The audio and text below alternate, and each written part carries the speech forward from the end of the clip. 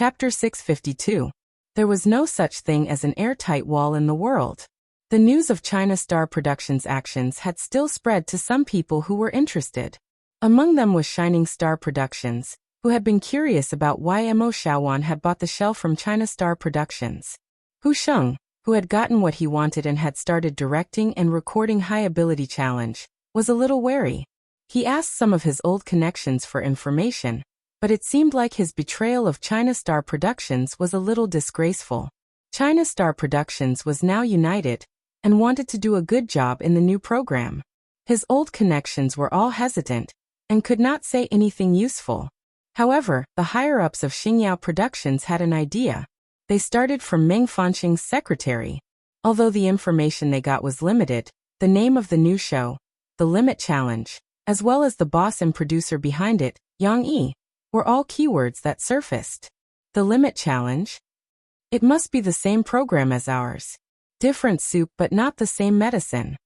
Hu Sheng sneered and attacked his old boss without any regard for his feelings. He said, "What can that Yang Yi do? I didn't even see him come up with any plan in December. If there was really a new program, he would have brought it out long ago. So it's definitely not a new program. He probably couldn't think of any good ideas. So he let the original group of people modify it and change the name to continue with High Ability Challenge." "Are you sure?" Shining Star Productions operations manager, Luo Jinting, said to Hu Sheng. "Hu Sheng, I don't think it's that simple. The copyright of High Ability Challenge is in our hands. Unless they modify the original model beyond recognition, it's impossible to bypass the copyright restrictions. If they want to do the Limit Challenge, and it's exactly the same as High Ability Challenge, aren't they waiting for us to sue them to death? I know Yin Yangfeng well. He's not simple and won't be stupid enough to do anything illegal." Luo Jinting and Hu Sheng were not on good terms. Luo Jinting wanted to get one of his own people to be the director and control the project of High Ability Challenge, making it a copy of his achievement. However, Hu Sheng was considered a parachute and was poached by the higher-ups. How could Luo Jinting be happy when the cake was divided? However, Luo Jinting was right. Hu Sheng frowned and said, "Maybe they really did as you said and changed the High Energy Challenge beyond recognition? Even if it's a little similar, we might lose our audience." "Then what do you want? You want me to send people to the major TV stations to stop Yin Yangfeng and his people from talking?" Luo Jinting sneered and said, "What I mean is anyway, China Star's production won't be able to set off any waves. How many viewers can a program that's been modified to the point that even their mother can't recognize it take away from us? Let's just wait and see what kind of program they have." Hu Sheng glared at Luo Jinting. The atmosphere between the two was tense, as if they were about to quarrel. However, the people who had a meeting to discuss this matter were not only the people from Xingyao, but also the hosting team of High Energy Challenge. Of course, Li Manman was the biggest star. Coincidentally, Li Manman and Hu Sheng were the same. When they heard this news, they both had the urge to fight back. Hu Sheng left because he didn't want to see how well his old boss was doing. He was worried that his departure would become a joke. Previously, his old colleagues had avoided him, which made him feel uneasy. Li Manman was the same, especially when she heard Yang Yi's name. Why is it him again? Li Manman gritted her teeth in her heart. She felt that her fate had always been entangled with Yang Yi, but it wasn't a good thing. Whether it was when she encountered Murphy, who appeared out of nowhere when she had the most hope to achieve a platinum album, or when she was overshadowed by Yang Yi, who was also Murphy at that time, or when Li Manman tried to follow Yang Yi's trend by singing military songs and pretending to be a couple, she failed every time. Now, when she finally put in so much passion and connections to do this program, Yang Yi appeared again. Why is this person so annoying? Why is he always making things difficult for me? Manager Luo, Director Hu, don't be anxious. Li Manman covered her mouth and laughed, saying, "I think this matter is quite easy to handle. We don't have to fall out with China Star Production now. As long as we let some irrelevant people help us pass on some of our own guesses to the reporters, we can find trouble with China Star Production. Moreover, we can also hype up our program. When it is broadcast in the middle of the month, the ratings will definitely be higher." Luo Jinting looked at Li Manman's smiling face and unparalleled beauty. His head was a little congested. Although he was still rational, the contradiction with Hu Sheng was thrown to the back of his mind. Let me think about it carefully. This is also feasible. Completely unaware that someone had begun to plot against him behind his back, Yang Yi was still comfortably acting as his boss. However, Yang Yi didn't arrange any activities today. When he came back from a walk in the evening, he turned on the TV and waited. However, Yang Yi wasn't interested in the news program that was being broadcasted on CCTV. He was playing with Tong Tong, who was adapting to his embrace. At the beginning, when he left his mother's embrace for a while, the little guy seemed to be unhappy in his father's arms. He opened his mouth and seemed to want to cry. Yang Yi decisively took out the magic tool that Lu Weisha's mother, Maria, taught them to use. It was the pacifier. The pacifier was stuffed into Tong Tong's mouth. The little guy habitually used his toothless gums to bite it and sucked. The mood of crying that had just sprouted seemed to have disappeared without a trace. Isn't it fun? Isn't it fun? Yang Yi sat on the sofa, holding Tong Tong. He laughed and shook his head. Sometimes he pulled away, sometimes he got close, and sometimes he talked to him and teased him. Hey, little brother really stopped crying. He didn't cry even when he didn't sleep. Shi, who was lying on the sofa, said in surprise. The little girl looked as if she had discovered a new continent. She looked at her grandparents as if she wanted to tell them about this new discovery. Right. Yang Yi reached out and teased Tong Tong's chubby little face. He couldn't stop smiling. When Tong Tong didn't cry or make a fuss, he was as cute as a panda cub. Anyone would want to hold him and play with him for a while. Young Chonggui looked at them with envy. His grandfather didn't care about being reserved. He came over and said with a wrinkled smile, "Let me hug you. Let me hug you too." Yang Yi hadn't even warmed up yet. How could he be willing to? Dad, wait a minute. I'm still communicating with Tong Tong. If you interrupt, all my previous efforts will be in vain. Yang Yi said a little seriously, but it was just to scare his father. Don't get involved. What if our grandson cries? Dong Yue couldn't stand it anymore. She pulled her husband and complained. In fact, she also wanted to hug Tong Tong. She had been watching for a long time. Yang Yi even performed a magic trick with his son. Look, there's a small ball in Dad's hand. Yang Yi grabbed a fluffy yellowish-green ball and showed it to Lil Bian. The bright colors immediately attracted Lil Bian's eyes. Tong Tong sucked on the pacifier while looking at the fluffy ball. His clear black eyes didn't show any curiosity. Yang Yi thought that his son was interested. He said, "Watch carefully. The ball is going to disappear soon." In fact, the most excited and nervous one was Shi. The little girl's eyes were wide open, and her little face showed a nervous expression. It was as if she was worried that she would miss a wonderful moment. In the blink of an eye, Yang Yi's hand suddenly shook, and the ball disappeared from his palm. Isn't it magical? Yang Yi didn't see Tong Tong's reaction at all. He winked at the little guy proudly and said with a smile, "It disappeared in a flash, and then you see, it appeared again in a flash." Yang Yi shook his hand, and the ball appeared in his palm again. Tong Tong looked at the brightly colored ball and focused on it again. Of course, Tong Tong didn't care about the so-called magic trick. He didn't know what his dad was doing. He might be curious about something new, but he definitely didn't want to find out the secret. On the other hand, Shi was watching with great interest. She watched the whole process from above and saw the secret behind the magic trick. The little girl laughed and exposed him. "Papa, I saw it. You hid the small ball behind you. Behind your hand, I saw it." "You really saw it?" Yang Yi didn't get angry. He raised his eyebrows at his daughter and asked mysteriously, "Yes, I saw you put the ball behind your hand." She excitedly grabbed the ball and put it on the back of her father's hand. She held it between her fingers and described her discovery. "What about now?" Yang Yi's hand shook again, and the small ball magically disappeared from his hand again. Then, Yang Yi looked at Shi with an unfathomable smile and asked. Chapter 653. Shi seemed to like watching her father perform magic. The sudden disappearance of the ball made the little girl cry out, "Aya!" However, the cry seemed to contain more surprise than surprise. "Haha. I know, Papa put the ball behind his hand again. Shishi sat on the sofa with her hands propped up, laughing like a cute little frog. Who said that? He didn't put it behind his hand. It's really gone. Yang Yi seemed to want to prove his innocence, and he even stretched out his left hand for Shishi to verify.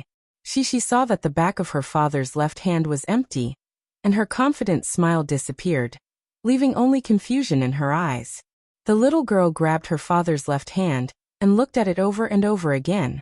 She even touched the texture of her father's hand, as if she wanted to confirm whether it was her father's hand or not. I know. The little girl's eyes suddenly lit up. She pointed to her father's other hand, which was beside Tong Tong's swaddling clothes, and said, "Papa, you have it in that hand." It seemed that the little girl was very smart.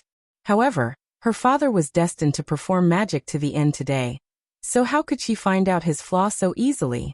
Therefore Yang Yi turned around with Tong Tong in his arms with a smile, and then he gave his right hand to Shishi and said, "Look, is Papa holding it in this hand?"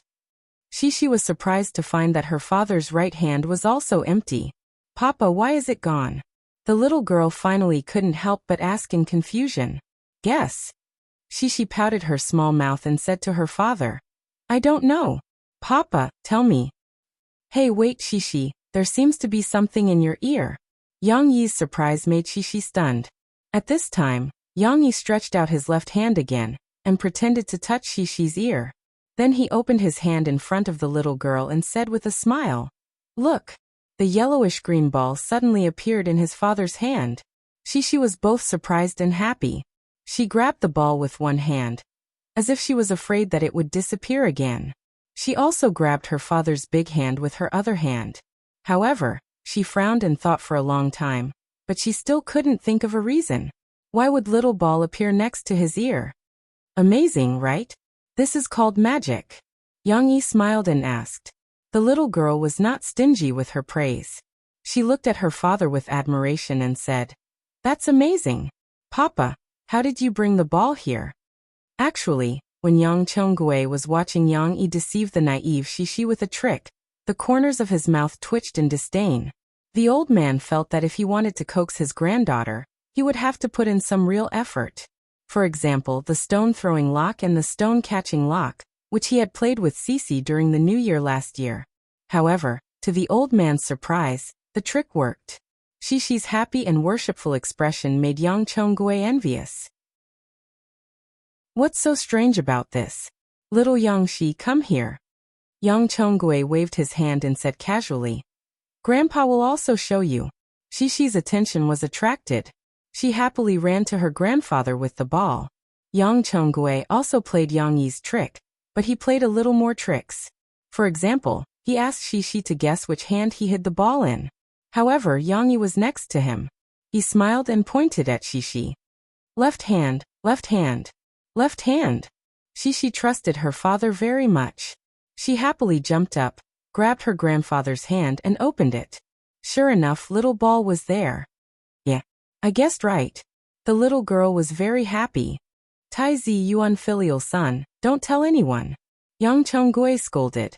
Yang Yi couldn't help but laugh. Tong Tong seemed to be affected by the adult atmosphere. He looked at his father. Although he still had a pacifier in his mouth, his eyes were curved and he smiled. In order not to be beaten, Yang Yi rationally didn't disturb the old man's magic trick for his granddaughter. Instead, he turned around with a smile and prepared to continue to communicate with his youngest son. Just then Yang Yi saw Tong Tong's smiling eyes. "Wow, you smiled. Wow, you actually looked at Daddy and smiled." Yang Yi was overjoyed. He smiled and said to Tong Tong, "Come on, Hua Hua, smile for Daddy again." The little boy's smile grew wider and wider. He seemed to be having a lot of fun. Murphy took the opportunity to go upstairs to take a shower. She was afraid that Tong Tong would feel dependent on her and refused to play with his father. When Murphy came downstairs, Yang Yi was having a lot of fun with his son. Yang Chonggui also told Shishi how Yang Yi, the bad father, had tricked Shishi. The little girl wasn't angry with her father. She was holding a small ball and studying it with great interest. Of course, those magic tricks had to be done quickly. Although Shishi knew how to do it now, she couldn't do it. She could only amuse herself. "How is it? Is Huahua getting along well with you? Murphy sat down on Yang Yi's arm and asked with a smile. Yeah, it's pretty good. Look, he didn't ask you to carry him when you came over. Yang Yi teased Tong Tong and said to Murphy with a smile. He even smiled when I was teasing him. This pacifier is pretty good. Murphy laughed. If I knew it was so good, I would have asked you to buy it earlier. Why didn't I think of it? She used a pacifier before, but I don't remember it being as sticky as Huahua's after she was born. The two of them even experimented with the pacifier enthusiastically.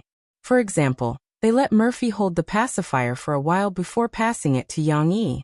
Looking at Tong Tong's reaction, the little boy didn't seem to want to cry. Of course, Yang Yi turned on the TV today to watch the premiere of Soldier's Assault. Today, Soldier's Assault would take over the primetime slot of the previous TV series and officially meet the national audience. Although Yang Yi told others that he didn't care about it, as it was his first work to be shown on the big screen, he was actually a little nervous. The main reason was that he didn't know how Chen Fengchen's work would turn out. Therefore, he turned on the TV early in the morning and waited for the finale of the previous TV series to finish airing before watching the first episode of Soldier's Assault. Just as Yang Yi and Murphy were having fun teasing Tong Tong, the powerful opening theme song came from the TV and finally attracted Yang Yi and Murphy's attention. They didn't know when, but the previous TV series had finished airing, and the opening theme of Soldier's Assault came into their view. Conquer Heaven. Murphy really liked the music composed by Yang Yi.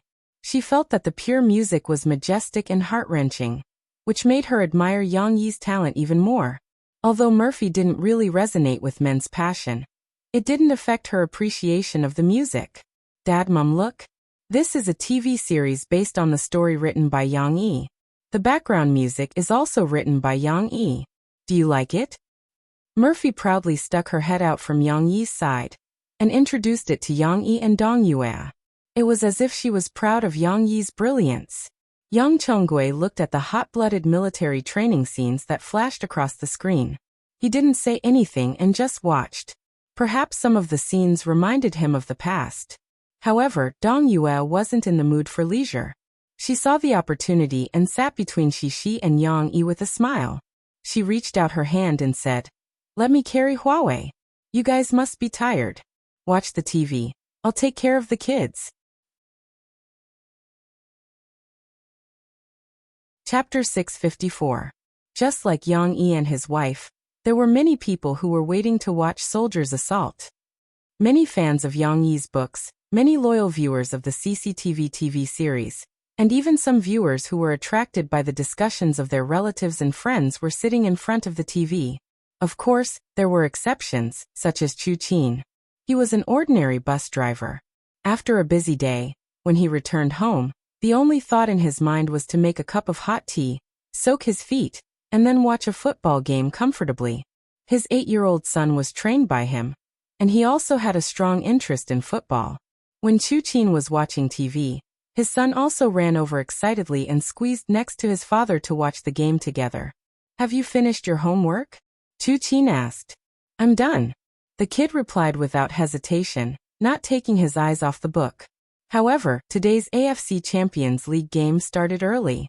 When Chu Qin turned on the TV, it was already halfway through the second half.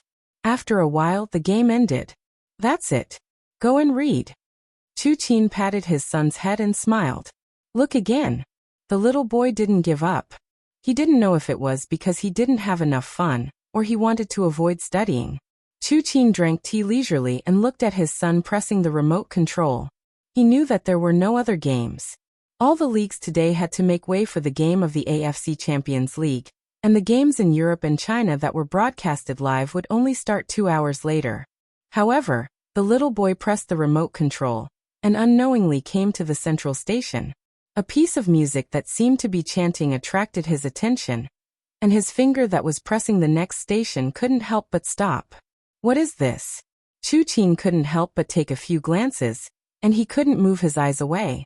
The music of Conquering Heaven, together with the opening of Soldier's Assault, had a different kind of magic. It made people feel the kind of uncontrollable excitement in the dull atmosphere. and it made people experience the tragedy of life and death in the surging emotions. Note 1. Especially in the opening scene of a group of soldiers in the rain, holding steel spears and shouting as they charged forward. The music also had a low humming sound, as if it made people want to stand up and salute them.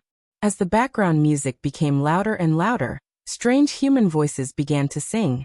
Coupled with the strong and powerful drumming, the sound of horns became louder and louder. The soldiers crawled forward in the mud pits, ran in the dense jungle, and ran with logs. Their desperate expressions were awe-inspiring. What kind of film is this? Chu Qin was the same as many passers-by in the country who accidentally pressed on this channel and became curious. The little boy was afraid that his father would scold him. After watching for a while, he came to his senses and hurriedly continued to look for the football game. Don't press it back to the stage just now. Chu Qin was watching it with great interest, but in the end, it disappeared in a flash. He hurriedly asked his son to switch it back. There's no more football match. Let's watch this. The little guy sneaked a peek at his father's expression. Seeing that he didn't have any intention of asking him to read, he leaned back in relief. Just like his father, he crossed his legs and watched TV. Soldiers' assault? What kind of film is this? After the opening scene, Chu Qin finally realized what kind of TV series he was watching. It was actually the first episode. When his son heard this, his eyes lit up and he said, "Dad, I know. This is a book written by Yang Yi. My deskmate told me that I like the storybooks written by Yang Yi." "You're reading storybooks in school?" Chu Qin looked over with a dangerous look in his eyes. Only then did the little boy realize that he had accidentally let it slip. He was dumbfounded and didn't know how to respond. The father and son were bickering while watching the TV series. They were also watching it with great interest. However, it was different from them. Many viewers watched Soldiers' Assault because they wanted to see if Chen Fengchen's story was the same as the original work they had read. Was it as exciting as the original work? For example, Mu Yuqing, who was far away in Yangcheng. As a hardcore fan of the Pigeon King, Yang Yi, how could Mu Yuqing miss the fact that Yang Yi's work was being shown on TV? After Yang Yi gave birth to his son, he didn't release any new books for half a year. He could only watch his old works to relieve his boredom. Mu Yuqing sighed as he watched TV. The plot of Soldiers' Assault was similar to the original work in Mu Yuqing's memory. What Mu Yuqing cared more about was the acting skills of the actors. For example, the actor who played Su Sanduo, Geng Sha. It's said that Su Sanduo is played by a new actor. This Geng Sha was just an extra in the past. It can be considered a comeback. Mu Yuqing looked at the opening scene and muttered to himself, "I wonder how his acting is. Oh right, who made this opening scene? It's so awesome. It makes my blood boil in the middle of the night." However, when the TV series started and the camera panned to Geng Sha, Mu Yuqing saw Geng Sha's short stature and honest face. He faintly felt that this kid wasn't bad. The plot progressed quickly. In just 6 minutes, Mu Yuqing saw the camouflaged Su Sanduo setting up a wooden plank on a broken viaduct. F***ck, idiot, don't take the risk. This is a drill. You'll fall. Mu Yuqing couldn't help but shout. Even though he knew that Su Sanduo didn't die in the end, Mu Yuqing couldn't help but worry for Geng Sha. Unknowingly, Mu Yuqing had already immersed himself in the story. It was as if Su Sanduo was Geng Sha. And Geng Sha wasn't acting as Su Sanduo. He was Su Sanduo. It was hard to say whether it was Geng Sha's acting or Chen Fengchen's acting that was good. Every scene and every editing was just right for the emotional effect. F***ck. When Mu Yuqing saw Geng Sha's bleeding face drooping to the side, he couldn't help but tear up. He wiped his tears and scolded. "Do you think I don't know that you can't die? You're just like a cockroach." He scolded because he was touched. The scene returned to when Su Sanduo was young. The story progressed very quickly. In just a few scenes, it transitioned from Su Sanduo's childhood when he was bullied to Su Sanduo after he grew up. Of course, the story of the two older brothers applying for the job was presented to the audience in a humorous way. These scenes were still very funny. It was just that amidst the humor, the poor, helpless and boorish father, and the 3 useless sons, it made people feel an inexplicable sense of sadness. It's really well filmed. If I had to think about it myself, I wouldn't have thought that it would be so tough. Mu Yuqing watched silently, his heart filled with emotions. Originally, he just wanted to see how Su Sandwa's acting was, so he turned off the TV and went to play games. However, after watching it, Mu Yuqing couldn't stop. Back at the house of Chu Qin, the bus driver, Chu Qin looked at the scene of squad leader Shi visiting the village. He looked at the simple and cunning farmers, looked at the gray and yellow environment, and looked at the old-fashioned clothes of the people. He couldn't help but fall into deep thought. He was also a farmer's child. These scenes reminded him of his past. Chu Qin was just a small person at the bottom of the city. However, compared to the hardships he had when he was young, at least his environment was clean, and he had good clothes to wear and good food to eat. If his naughty son was born in the countryside like Su Sanduo and didn't know anything, would he let him join the army, let alone play football? Dad. The naughty son in his mind was calling him. What? Chu Qin came back to his senses. Why does Su Sanduo's father want to kick Su Sanduo? Dad, you don't even use your feet when you hit me. The little boy asked. Chu Qin was amused and asked, do you want me to kick you? No, I'm not a ball. The little boy cried. People watch TV dramas for the plot, but this guy watched TV dramas for fun. Chu Qin smiled and continued watching. He was already attracted by the plot. At the beginning, it was Su Sanduo who tragically covered his teammates in danger during the war. Now it was the story of Su Sanduo before he became a soldier. Chu Qin really wanted to know how this short, stupid kid with no merits became a soldier. However, at this moment his son asked again, Dad. What? What does son of a turtle mean?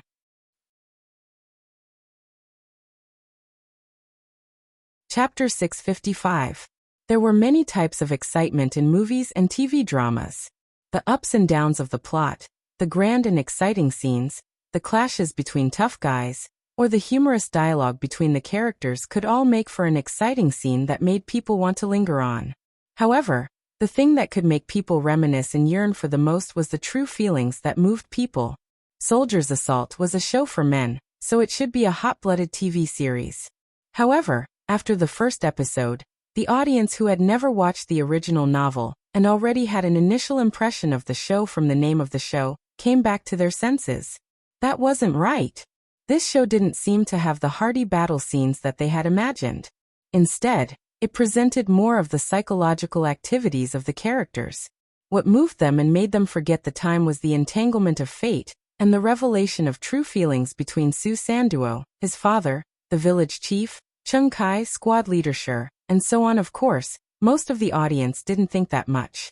They even forgot about the opening scene of Su Sanduo participating in the military exercise. After the first episode, all they could think about was whether Su Sanduo could become a soldier or not. However, after the first episode, the show was over. Since the previous show took up an episode, the premiere of Soldier's Assault was only one episode. The next day, they would have to watch 2 episodes in a row.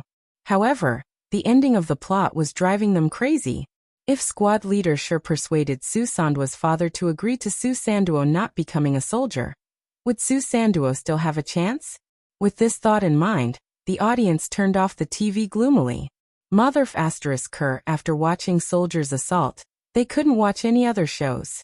All they could think about was Su Sanduo's fate. The next day, when the audience returned to their respective workstations, a colleague who had watched Soldier's Assault casually talked about the show, which immediately led to a heated discussion. Someone even picked up the morning newspaper and pointed at the reporter who broke the news. He couldn't wait to tell his colleagues, "You guys don't know this, but the super nice opening song you were talking about just now was written by Yang Yi, the author of the original novel. He's also the composer of the songs Listen to the Sea and Coming Across the Ocean to See You. He's also Murphy's husband. He's that good? That song made my blood boil. I'm already 36 years old, but I feel like I'm only 20. I still want to become a soldier and experience the feeling of fighting alongside my comrades." Someone bragged. "Forget it. It's a peaceful time now. What war is there for you to fight?" As they chatted excitedly, more and more people learned about the drama and were curious to keep up with the trend. Yang Yi's impression of Soldier's Assault was quite good. The plot wasn't too different from what he had imagined. Geng Sha's acting also seemed to give this character the soul it deserved. Chen Fengchen's ability as a director did not disappoint Yang Yi. The old man was as impressive as ever. The use of close-up and close-up shots, the expression of the character's emotions, and the tight, gripping rhythm were all things that Yang Yi admired. Let's not talk about Yang Yi himself. He didn't know how to act yet. But compared to Du Yuanlei's fairy tale and The Fugitive, Yang Yi felt that Du Yuanlei, who he used to think was very good at acting, was still a distance away from Chen Fengchen. The older, the wiser. Yang Yi wondered if he should tell Du Yuanlei the next time he met her, and ask her to learn from Chen Fengchen. The next day Yang Yi sent Shishi to kindergarten. He started to feel the influence of Soldier's Assault. A few parents saw him and praised him. They told Yang Yi that his novel was a good drama. One of the parents even asked Yang Yi innocently, "Dad Yang Yi, when you were writing this book, was there really such a person as Su Sanduo? Was Geng Sha, who played Su Sanduo, based on Su Sanduo?" Of course, there was no point in discussing this question. It was obvious that Soldier's Assault was liked by many people. At noon, because director Chen Fengchen went back to Beijing to attend the celebration party for Soldier's Assault, Yang Huan, who didn't have to go to filming, called Yang Yi. She said excitedly to Yang Yi, "Big brother, let me tell you. In our class group, a teacher in the acting class suddenly recommended your Soldier's Assault." The girl smiled mischievously. "Hee, but he didn't praise you. He said that the drama was good and asked us to try to figure out Su Sanduo and class monitor Shi's acting skills. We can try to write a short biography of these two people with this drama." Soldier's Assault looked like it was going to be popular. Of course, this could only be verified when the data was released later. At noon, in the big bedroom of the children in Springfield Kindergarten, Mr. Mu was telling the children to go to bed and take a nap. Every child had a small bed about 1.3 meters long, which was just enough for them to sleep in. It wasn't wide, but it was enough for all the girls to line up in a row and the boys to line up in another row. But as usual, the little guys would not obediently climb onto the bed. The naughtiest ones, Wang Shijuan and a few other little boys, were screaming and running around, cooperating with the other children's loud voices. The whole bedroom was as lively as a vegetable market. Cece wasn't idle either. She was laughing so hard with her friends that she was convulsing with laughter. No one knew why they were chatting so happily. Perhaps it wasn't something fun. Children were easily influenced, so it was common for them to be happy about something small. "Okay, listen to me and go to bed. If anyone doesn't go to bed, Mr. Kai will find out. He'll lock the naughty children in an empty room so that everyone can sleep comfortably. You'll be scared alone in the room." Mr. Kai had to use his trump card. Amidst the screams and laughter, the children finally obediently climbed onto their beds. Even the naughtiest boy had no choice but to take off his little shoes under Mr. Kai's stare. However, whether they could sleep peacefully on their beds was another problem. On Cece's side, she burrowed under the blanket and stuck her head out with Lan Xian, who was on her left. They looked at each other with sparkling eyes and smiled. Shishi. Lu Weisha was calling. Shishi turned around and looked at Lu Weisha. Lu Weisha was also sleeping next to Shishi. "Shishi, you're on vacation to celebrate Chinese Spring Festival, right?" Lu Weisha chatted with Shishi in Swedish, which was mixed with Chinese. Lu Weisha could actually communicate in Chinese now, but she was still not proficient. If she chatted with Shishi alone, she was more inclined to use Swedish.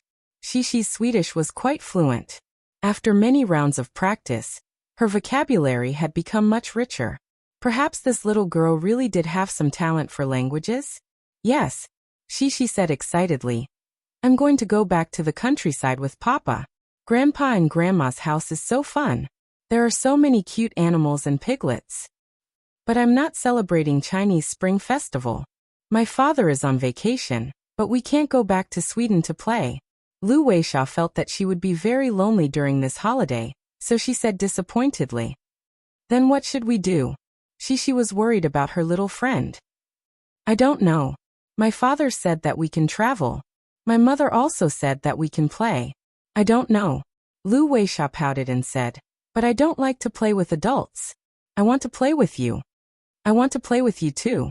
"I don't want to play with adults either," she said. She paused, hesitated, and added, "But I also want to play with my brother and Papa. Papa knows a lot of things." She said excitedly, "Lu Weisha, my Papa knows magic. I'm learning from him. When I'm very good, I'll show you magic, okay?" Okay. The world of children was very simple. Lu Weisha's mood inexplicably improved again. Suddenly, a big hand pressed down and Teacher Kai appeared in front of them. Teacher Kai helped the two girls tuck in the corners of the quilt and whispered, "You two don't whisper in bed. Hurry up and go to sleep." She hid in the quilt and laughed. She looked at her little friend with her big eyes, as if she had done something bad.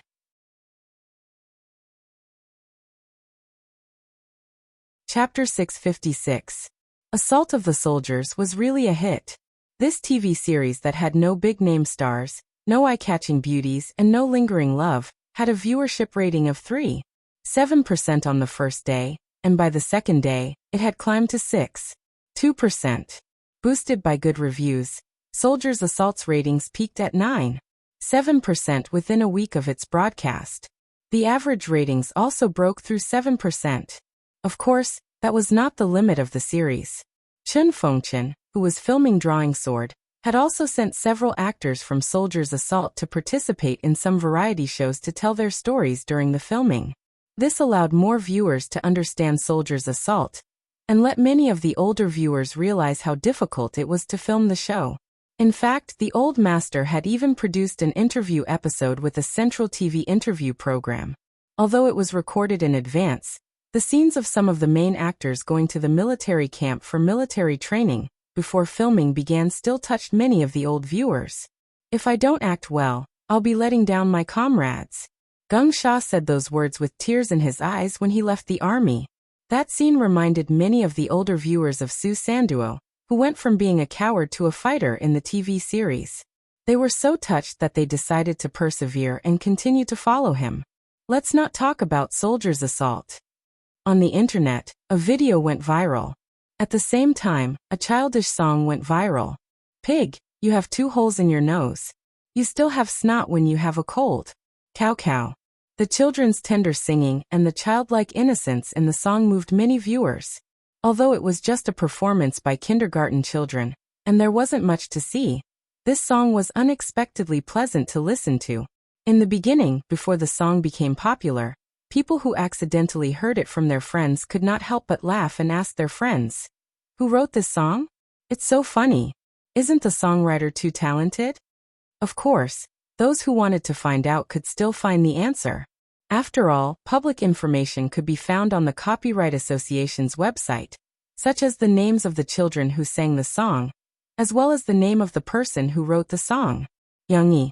Later, when the song became popular and many people could not help but hum along to the song, the reporters also wanted to report on this phenomenal children's song. They followed the clues and found the familiar name. Was it really written by Yang Yi? Was this Yang Yi really that Yang Yi? The answer was obvious. After all, it was Yang Yi and Murphy's private studio that released this song. Some impatient reporters began to tell everyone this news. Yang Yi, who had written so many affectionate love songs, had actually written a children's song. Of course, there were also reporters who were a step slower, but had done their research. Their reports were more detailed, and even included interviews with some parents to confirm a fact. Yang Yi wrote the nursery rhyme for his daughter's kindergarten performance. As we all know, Yang Yi is a famous slave to his daughter. His personal Weibo name is also Shishi's chef. For his daughter, he has written many best-selling fairy tales. Now, it's not strange for him to write an interesting children's song for his daughter. These reports also made many fans of Yang Yi or Murphy have a strong interest in the video that did not become popular before. One had to know that because Yang Yi was very protective of the child, although there were a lot of daily life and photos of Cece in those Weibo posts, the little girl's face was either pixelated or a photo with her back facing the camera, so that the front of her face could hardly be seen. Needless to say, Tong Tong, no one knew what the little girl looked like. She still had a photo of her face secretly taken by the paparazzi, LVU, to let everyone know that the love product of Yang Yi and Murphy was a very cute and beautiful little girl. However, a year had passed. The fans were eager to know if Xixi, who had grown up a year, had become beautiful again. Therefore, the fans began to play the game of Find Xixi in this video. The video was still clear, but after zooming in, the children's faces were a little blurry. They were all pink piggies. Which one was the Xixi they were looking for? Of course, it was always right to find the most beautiful one. Under the careful investigation of the active netizens, Yang Luoqi and Cici stood out from the rest. Both of the little girls had delicate features, but it was difficult to tell which of the two little girls was the real Cici based on the blurry images. Many netizens ran to Yang Yi's microbroadcast to ask Yang Yi. Unexpectedly, when Yang Yi saw their enthusiasm, he actually gave a rare response. The one with big eyes is Xixi. Everyone likes the Song of the Pig sung by the children very much. I have passed on these praises to them. The children are very happy. Thank you for your support. I also wish that every child in the world can grow up carefree, happy, and healthy just like in the song. Song of the Pig was indeed popular. Not only did many children like this song, but even adults could not avoid it. This simple melody made many people involuntarily hum. It was worth mentioning that this song did not enter the sales charts because it was free. However, some nosy reporters named the two songs written by Yang Yi, Song of the Pig, and Chen Yijia's Steady Happiness, which did not chart in the mainland, as the uncrowned kings of the Chinese music industry in January. Of course, this statement was very controversial. Song of the Pig was not worth mentioning. Many people like such a childish song, but they were not willing to acknowledge its status. Steady Happiness was also very controversial. Some people felt that the standard of Yang Yi's song was very poor. The melody was too plain, like plain water. It was sweet to drink when you were thirsty, but it was tasteless when you drank too much. It could only be given a score of 60. However, Chen Yijia's singing skills were excellent. His gentle voice and mature mannerisms made the song sound a little interesting. There were also people who gave a very high evaluation of the song. The complicated musical skills were reduced to a simple one. The lyrics were plain but full of life philosophy. The melody was smooth while maintaining a beautiful charm. For the older people, who had experienced the ups and downs of life and had climbed up from failure, listening to this song would have a very deep feeling. Therefore, people who liked this song would like it very much. Those who did not like this song, or felt that it was just average, would question the praise given to it by others. In any case, Yang Yi's fans were pleasantly surprised to find that although Yang Yi did not make any big moves, he was still active in the music industry. Everyone was looking forward to the day when Yang Yi and Murphy made a comeback. Actually, it was not that Yang Yi did not make any big moves. The Limit Challenge was one of his recent big moves. Although Yang Yi had already handed over the preparation of the show to his subordinates, he was not completely a hands-off boss. After knowing that Yang Yi had hit a wall in almost 10 TV stations, Yang Yi still decided to help. Yin Yang did not come out empty-handed. He had gone to so many TV stations and finally found a possibility of cooperation in Magic City TV station. Shanghai TV station happened to be at the end of February, and there was a non-primetime slot that was empty. It was Wednesday at 10 p.m. Yang Yi wanted to make it to March, or even start broadcasting at the end of February. Shanghai TV station was the best opportunity. However, Magic City TV station did not lack good shows. During this time slot, there were a few daytime variety shows eyeing it. There were also a few production companies who wanted to collaborate with Magic City TV station with their proposal to get Magic City TV station's people to choose the Limit Challenge, among so many other options. It was not as simple as a competition of the show's brilliance. There was also a lot of connections and a lot of money behind it. Yang Yi did not have any connections in Magic City TV station, so he could only do it himself. Fortunately, Murphy and Luo Xian, the host of Magic City TV station's Jixin interview, had a good relationship. After Luo Xian found out, she was also willing to introduce Yang Yi to her best friend, a higher-up in Magic City TV station. Therefore, Yang Yi wanted to make a trip to Magic City. Here came the problem. It was inconvenient for Murphy to bring Tong Tong and Yang Yi on a business trip. It was not good to be outside in the middle of winter. After the holidays, Shishi pestered her father to go to Magic City to play. What should they do?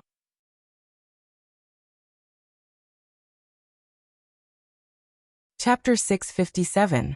Yang Yi was going to the Shanghai TV station to discuss something, so he couldn't bring Shishi with him.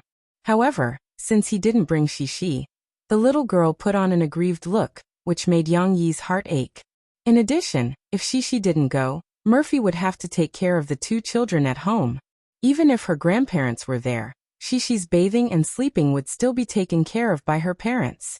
Now that Tong Tong was too young, Murphy definitely couldn't take care of her all by herself. Therefore, Yang Yi had to think of another way. Shishi finally got what she wanted, and she happily went out with her father. Jiangcheng wasn't far from Shanghai. Yang Yi used to drive directly to and fro. But Yang Yi thought that since he brought Shishi out today, why not let her experience ordinary transportation with her? If she always took a car, Shishi wouldn't know the lifestyle of ordinary people. Yang Yi didn't want a spoiled daughter. Shishi didn't have any objections. On the way to the train station, the little girl chattered a lot with her father. After getting out of the car, she said, "Papa, I know how to say English on the train. Teacher Shen taught us how to say it." Yang Yi patiently responded to his daughter, while paying the taxi driver. "The bus is the bus, Papa's car is the car, and the train is the train," Shishi said as she reached out to let her father hold her. There were many people outside the station, and the environment was noisy. Although Shishi was still smiling happily with her father, she was inexplicably flustered in her heart. Only when her little hand was wrapped in the warmth of her father's big hand did the little girl feel at ease. Yang Yi pressed down on his cap, and then he pushed the big suitcase while holding Shishi's little hand and walked to the ticket window. Now that it was the spring festival season, many farmers who came to Jiangcheng to work took the train home to celebrate the new year. Although Jiangcheng wasn't as prosperous as Beijing, Shanghai, Yangcheng, and other big cities, it was still the provincial capital of Jiangnan. There were a lot of migrant workers, and there were more than 10 long queues at the train station's ticket window. The entrance to the station was also jammed. However, there was an advantage to taking the train, especially at this time because no one could recognize Yang Yi. The migrant workers didn't pay much attention to the entertainment industry, and Yang Yi didn't deliberately dress up. He looked like an ordinary person driving a car with a child. Who would think that a big star didn't take a plane or a train? And a child? Looking at the anxious faces around him, Yang Yi decided not to lower his head and calmly led Sisi to line up. "Papa, what are we doing?" The little girl looked around curiously, but as Yang Yi went deeper into the line, she could only see a few legs. Finally, she was a little impatient. She pulled her father's hand and asked in confusion, "Papa just told you that we have to line up to buy tickets." Yang Yi knew that his daughter was bored, so he picked her up and smiled. "We have to line up. There are so many people." The little girl looked in front, hugged her father's neck and pouted. "No matter how many people there are, no matter how long the line is, we have to follow the rules. Lining up is respecting others, and others lining up is respecting ourselves. Don't you think so?" Yang Yi said gently to Shishi. Although Yang Yi spoke in a sanctimonious manner, in fact, he was the person who was most unwilling to follow the rules, especially in his previous life. Rules existed in name only in front of him. But it was the same reason that adults who liked to play games didn't want their children to play games when they were educating them. They hoped that they would put more effort into learning. Yang Yi hoped that his daughter could live like a normal person, and be liked and respected by others. The little girl blinked her eyes, seeming to understand the meaning of her father's words. Then she nodded her little head, opened her little mouth, and smiled brightly. "I know. Lu Weisha also said that we have to line up for lunch." However, there were still many people who didn't follow the rules in life. For example, there was some commotion in the crowd at the back of the line. A shifty-looking guy was sneaking around, and it didn't seem like he was going to line up. Yang Yi saw it, frowned slightly, and became vigilant. He thought that this person was a thief. But now that he had his daughter, it was better to avoid unnecessary trouble. Yang Yi just looked at that person and didn't move. It was best to stay out of each other's business. But that guy had his eyes on Yang Yi. He saw Yang Yi in the crowd, and it was mainly because of Yang Yi's height. He looked at Yang Yi's bright clothes, and his face lit up with joy as he walked over. Yang Yi's face became serious, and his left hand, which was holding the suitcase, was ready to go. Who knew that after the guy came over, he would laugh and say, "Boss, do you want a ticket? There are tickets everywhere, so you don't have to line up so long." Yang Yi was speechless. It turned out that this guy was a scalper. It was such a waste of his shifty-looking eyes. No need. Yang Yi waved his hand, indicating that the scalper should go away. Confused by Yang Yi's disappointed expression, the scalper didn't give up. He pestered him with a few questions, but fortunately, he left before Yang Yi became impatient. She curiously looked at the man's back as he left. After a while, she turned around and asked, "Papa, who is he?" "He sells train tickets, but he doesn't sell them normally." Anyway, there was nothing to do, so Yang Yi explained to his daughter, "This kind of person either sells fake tickets to passengers, cheats everyone of their money but can't get on the train, or he sells them at a very expensive price. If we buy tickets from them, the interests of those who follow the rules will be damaged, because these people may take more tickets and sell them at a more expensive price. Then, people who line up to buy tickets at a normal price will not be able to buy them." She was confused by her father's words. The little girl couldn't understand these complicated things, but she still understood one thing. She looked in the direction of the man and said, "Papa, so is he a bad guy?" Yang Yi thought for a moment and said, "He can't be called a bad guy, but he's definitely not a good person." "Then we can't be good friends with him." The little girl looked at her father with bright eyes and said affirmatively. "Yes, she is so smart." Yang Yi smiled. Yang Yi talked with his daughter while waiting in line. He felt that waiting was quite meaningful. At least, she could see many things that she couldn't see at home or in kindergarten. Yang Yi and the staff bought 2 ordinary seats side by side, and then he took Shishi into the station. Of course, the station was still very crowded. From the entrance to the waiting hall, and then to boarding the train, Yang Yi and Shishi squeezed through the surging crowd. Especially when they got on the train, many people rushed up and squeezed Yang Yi and the luggage. Fortunately, Yang Yi held Shishi in his arms. The little girl put her arms around her father's neck and nervously looked at the people who were like hungry tigers rushing past them. Her big eyes were overflowing with worry. "Papa, I'm scared," the little girl whispered. It was the first time she saw such a terrible scene. However, such a small voice was suddenly drowned out by the noise of the surrounding trains and noises. She finally whispered in her father's ear for the second time, and Yang Yi heard it. "Papa, I'm scared. I want to go home." "Don't be afraid, Papa will protect you." Yang Yi carried the suitcase in one hand, and held Shishi in the other. He didn't have free hands, so he could only move his fingers and pat the little girls but to comfort her. It was not easy to squeeze onto the train.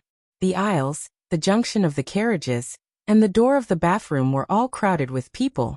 Some people were waiting for the people in front of them to pass, so that they could find their own seats. There were also people who bought standing tickets, and scrambled to find a place to put the folding stools they brought with them. Those who brought their own foldable stools were experienced passengers. Many of them had to stand or even use their own luggage to cushion their buttocks.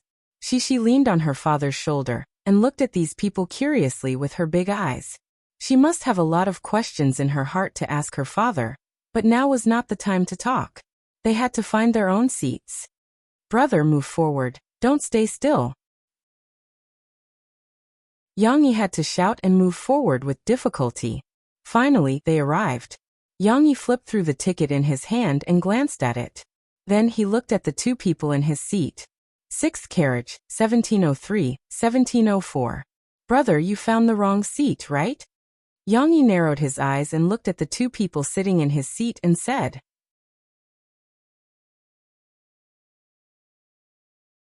Chapter 658.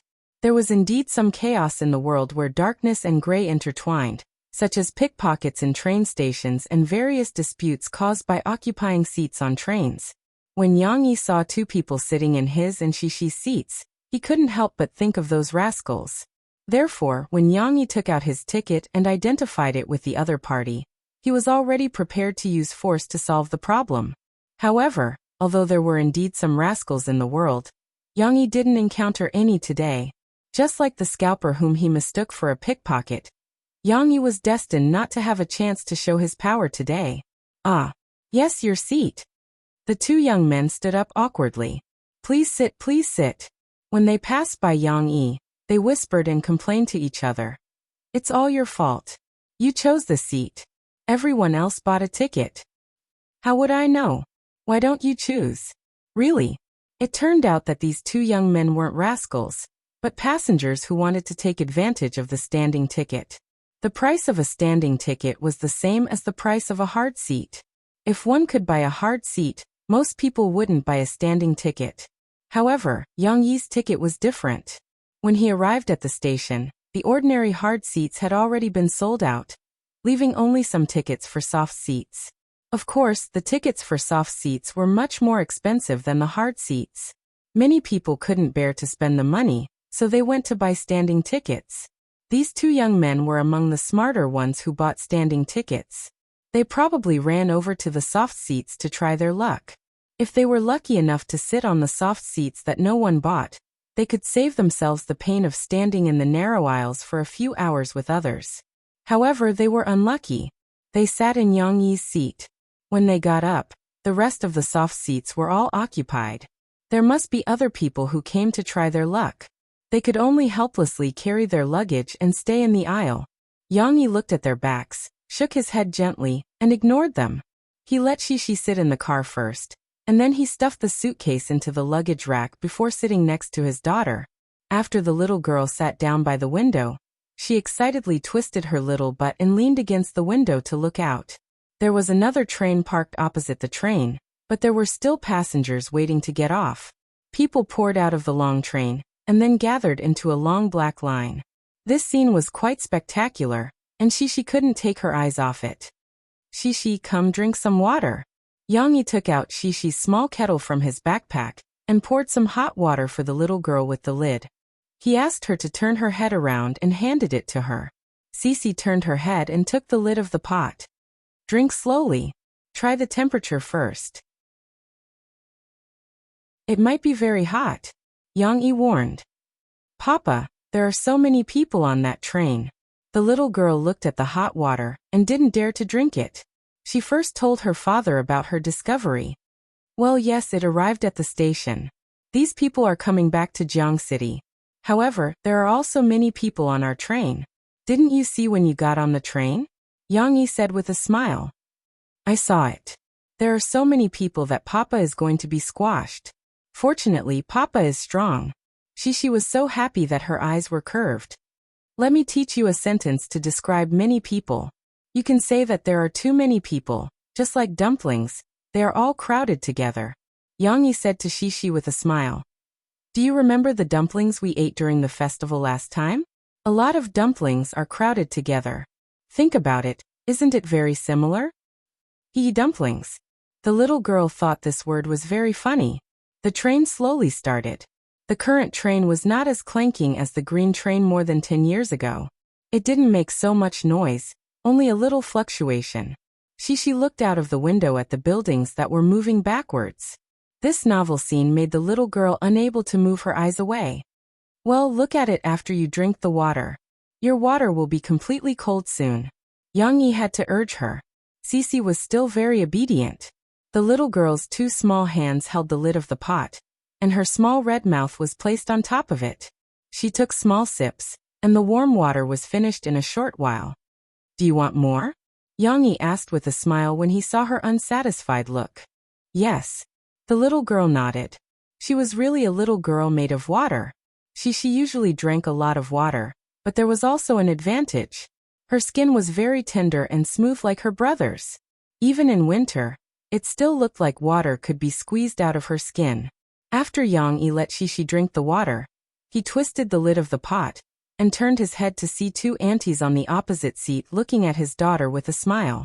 Yang Yi still wanted to look away, but it was too late. One of the aunties said, Your daughter? How old is she? She's so pretty. She heard someone praise her, and also looked away from the window. She was a little embarrassed as she squeezed next to her father and looked across with a blushing face. Auntie is asking how old you are. Yang Yi touched his daughter's little head lovingly and said with a smile. Auntie, I'm 5 years old, she said shyly. This girl is so pretty and has such a sweet mouth. The auntie said happily. You haven't started school yet, right? 5.5 years old. I'll start primary school in the second half of this year. Just like this, Yang Yi had no choice but to chat with the talkative aunties. Shishi's experience on the train was a lot of new things. Even when the train attendant pushed a cart of drinks and snacks over, although it wasn't anything rare, the little girl curiously propped herself on her father's body and looked at it for a long time. In the end, Yang Yi bought 2 packs of plums and asked her to share them with the 2 aunties. However, Shishi drank a little too much water before, so after half an hour on the train, she wanted to go to the toilet. In less than 2 hours, she actually needed to go to the toilet. But children couldn't hold it in, so Yang Yi had to take Shishi to the toilet at the junction of the train carriages. There were also many people standing there, and Yang Yi even saw the 2 young people from the beginning. When he brought Shishi over, the others stood up reluctantly and made way for them. Shishi looked at these people curiously. Although her father had explained to her why these people were standing and squatting, Shishi still felt it was strange. Papa, it's so dirty. After entering the toilet, Shishi looked at the dirty pit and pouted, looking very disgusted. It was indeed dirty. Yang Yi couldn't stand it. It seemed that this train experience had happened once, and he probably didn't want to do it again. Even if he did, he would try to pick a high-speed train or a train with fewer people in the future, so as not to squeeze in during the spring festival. But the problem still had to be solved. In an urgent situation, no matter how difficult the environment was, they had to face it, right? In the end, Shishi went to the toilet under her father's protection, and then escaped from this dirty and smelly place. Fortunately, Jiangqing and Shanghai were very close, and the train finally arrived at Shanghai after more than an hour. When they arrived at the station, Cici, who had been a little depressed before, had already recovered. She sat on the suitcase and let her father push her. Then she giggled and said, Papa, let's hurry up. A lot of people are going to catch up with us. In fact, Yang Yi didn't know how Cici connected the dots. She actually thought that this little trip out of the station was a racing game. However, infected by his daughter's happy mood, Yang Yi also protected the little girl with one hand and pushed the suitcase with the other. He smiled and quickened his pace.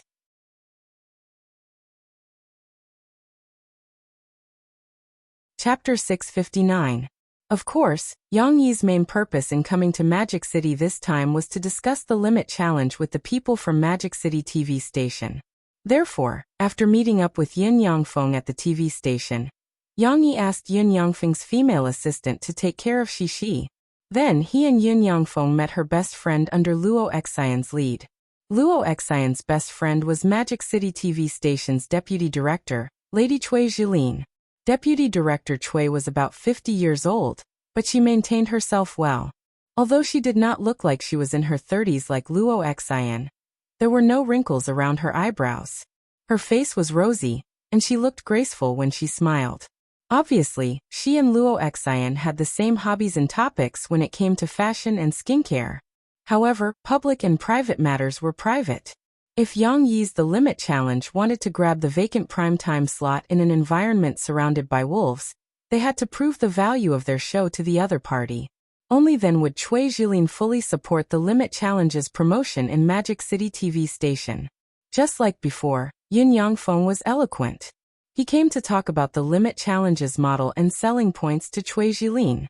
This fellow had a glib tongue, describing The Limit Challenge as interesting.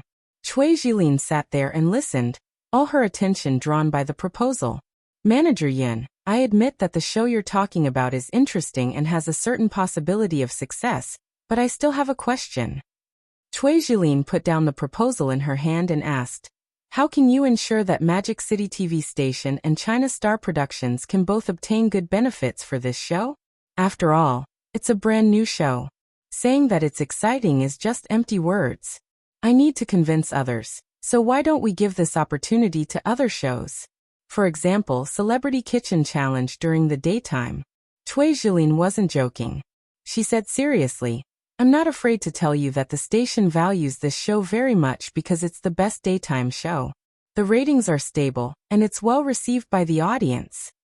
That's because our show is more interesting and exciting. Celebrity Kitchen has a lot of limitations. Its studio is set in a fixed kitchen, so it can't bring more fresh things to the audience. However, our show is different. Every episode, even when we switch missions in the middle, the location is different. We use a lot of props, such as boats, cars, mobile phones, etc. These can bring us a lot of high-quality advertisers. Yang Yi said. It wasn't rare to see advertisements on variety shows. Even soft advertisements and product placements were common. However, Yang Yi believed that the overwhelming product placements of his show would give the variety shows in this world a brand new concept that hadn't been invented yet. Seeing that Cui Jilin was vaguely moved, Yang Yi took out the trump card he had brought today from his bag. It was the photocopies of the 2 sponsorship contracts. This is the sponsorship contract for Sahara Online Mall. It's 30 million yuan, and it's only the title sponsorship for the first season. There's also the product placement contract for Microbroadcasting's mobile app. It's 10 million yuan. Yang Yi said as he handed it to Cui Jilin and looked at Luo Xian gratefully. Luo Xian had instructed Yang Yi to do all these preparations. Luo Xian clearly knew what was needed to convince the people at the station. Nowadays, the advertising fees for variety shows had not soared to the point of hundreds of millions. However, Yang Yi didn't give any discounts to his own people. This was the standard advertising fee in the industry. Moreover, it was for primetime variety shows. Luo Xian smiled enviously and said, That's a big deal. Yang Yi, the 2 sponsors you found are very generous. My show only receives 60 million yuan a year. One had to know that Jixin's interview was one of the top variety shows. Its popularity and viewership ratings were high. It was only limited by interview shows. Her advertising sponsorship was still some distance away from comprehensive variety shows. However, the revenue she earned was also at the top of the pyramid. Yang Yi was willing to let his company invest such a large sum of money in his own show. On one hand, he was confident that as long as the Limit Challenge was successful, the impact it would bring to Sahara and microbroadcasting would definitely be much greater than the 40 million yuan spent on advertising in newspapers or other places. Thinking back to the sponsors in his previous life who were willing to spend hundreds of millions or even hundreds of millions on the title sponsorship of The Voice, weren't they doing so because they could earn more from it? On the other hand, Yang Yi wanted to use these 2 sponsorships to set a benchmark for the first season of the Limit Challenge. He couldn't let other people's advertising fees be higher than the title sponsorship fee, right? It's not just 40 million yuan. I'm confident that after our show is produced, there will be more companies who want us to help them with their advertising. Yang Yi said confidently to Deputy Director Cui. When that time comes, we'll only lament why we have so few advertising slots and why we can't earn money even though we have it. Of course, he wouldn't crazily place advertisements and ignore the content of the show. He would definitely prioritize the content of the show. Under the premise of ensuring that the show was exciting, he would use subtitles to advertise for the sponsors. Director Cui, think about it. We still have high-quality sponsors like cars, clothing, and mobile phones that haven't been confirmed yet. The benefits these can bring to us and Magic City TV station. Can they be worse than Celebrity Kitchen? Yin Yang said to Cui Jilin, seizing the opportunity. Cui Jilin flipped through the photocopied document in her hand. The 40 million yuan was enough to move her. What was more, there was an even bigger pie in it. She smiled gently and said calmly, Of course it's not worse than Celebrity Kitchen. I believe that after seeing this, the people in the TV station will make the right choice. Don't worry, for Luo Xian's sake, I'll fully support you. I hope to see The Limit Challenge shine in Magic City TV station. There was no need to elaborate on the pleasantries that followed. Cui Jilin still had to discuss with Yang Yi the details of the profit distribution between Magic City TV station and China Star Productions, so it wasn't convenient for Luo Xian to stay and listen. Coincidentally, Yang Yi had also handed over the full authority to Yin Yangfeng and the other professionals. He walked out with Luo Xian. "Where's your daughter? I heard from Murphy that little Shishi came along too. I haven't seen her in person yet," Luo Xian said to Yang Yi with a smile. "She's visiting Magic City TV station. I want to see where she is now." Yang Yi was also worried about his daughter. He quickly took out his phone and called the female assistant who took care of Shishi. After a while, Yang Yi and Luo Xian saw the little girl outside the recording studio of a program. Shishi, who hadn't seen her father for 2 hours, couldn't wait to see him. When she saw her father, she immediately ran over excitedly and jumped into her father's arms. "Papa!" The little girl's clear voice attracted many people's attention. "How did you play with Auntie?" Yang Yi asked with a smile. "We went to watch someone else shoot a TV show." Shishi smiled brightly. She classified filming a variety show as shooting a TV show. A lot of people sit together, and then everyone claps. "Papa, don't their hands hurt when they clap?" Shishi knew that if they clapped too hard, their hands would hurt and even turn red. Yang Yi was happy and said, "No, it's their job. They're used to it. Come Shishi, let me introduce you. This is Mom's good friend, Auntie Luo Xian." Yang Yi didn't neglect and quickly introduced her to Shishi and Luo Xian. "Little Shishi, hello. Your mom often talks about you." Luo Xian smiled and waved at Shishi. Luo Xian didn't know if it was to flatter her singlehood or something else. But when she saw Shishi, her maternal instinct was aroused and her eyes were full of love. "Hello, Auntie." Shishi greeted Luo Xian obediently. Suddenly, the little girl who was looking at Luo Xian seemed to think of something. She turned her head and whispered in her father's ear. "Haha, Sister Luo Xian, just now Shishi said that she remembered watching your program and asked me if you were the auntie on TV." Yang Yi was happy and turned to Luo Xian. "Oh." Shishi blushed embarrassedly and buried her face in her father's chest. How did her father say her secret? The little girl was worried that she recognized the wrong person. If she did, wouldn't she be embarrassed? Yes. "Oh, what a cute little Shishi. Come, let Auntie hug you." The more Luo Xian looked at Shishi, the more she liked her. However, Luo Xian was still a little too thin. Yang Yi asked her to hug Shishi for a while, but Luo Xian couldn't hold it for a while, and held Shishi's little hand instead. The two stood together and Luo Xian talked to Shishi intimately. She even smiled and took Shishi shopping.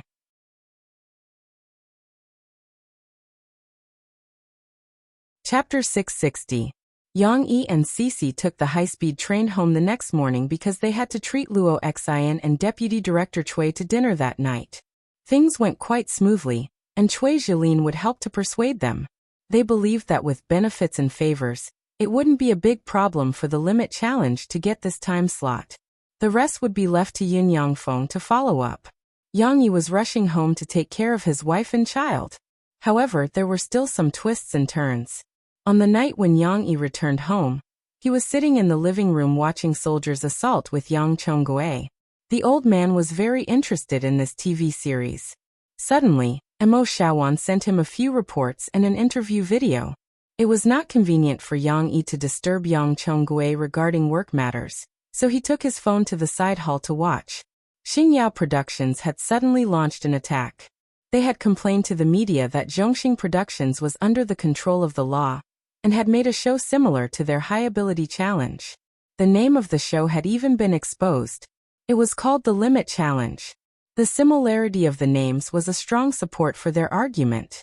Meanwhile, some other tabloid media had also found out that Yang Yi was the one behind the production of China Star. This program was created after Yang Yi sold High Energy Challenge. Obviously, Xingyao Productions had used the gossip media to smear Yang Yi's name. They could not directly accuse Yang Yi because they would be sued for slander and defamation by Yang Yi. However, these revelations and catfights had become the hot topic of discussion on the news media and social networks. Yang Yi was not doing original works but plagiarizing? Although the media outlets that broke the news did not directly say so, their words expressed the same concept. The Limit Challenge and High Ability Challenge had such similar names. Moreover, High Ability Challenge was very famous. It was obvious who was plagiarizing who. The interview video was recorded when Lee Man attended the event. It was a clip of her interview with the media. The production company will handle the copyright of the show. I don't know much about it. In the video, Lee Man was gracious and generous. Her mouth was also speaking diplomatic words, as if she wanted to put herself in a position where she wouldn't offend either side. But High Energy Challenge is indeed a very outstanding program. This Saturday night at 8 p.m., we will be meeting everyone at Xiangnan TV station. I will also appear in front of everyone as a celebrity host. I hope everyone will come and watch. Lee Man smiled like a flower and said, "It's normal for a good program to be easily imitated by others. It's just that I feel a bit regretful. After all, people aren't omnipotent. Yang Yi is a very good songwriter. I admire his achievements in music. In the past, I even asked him for a song.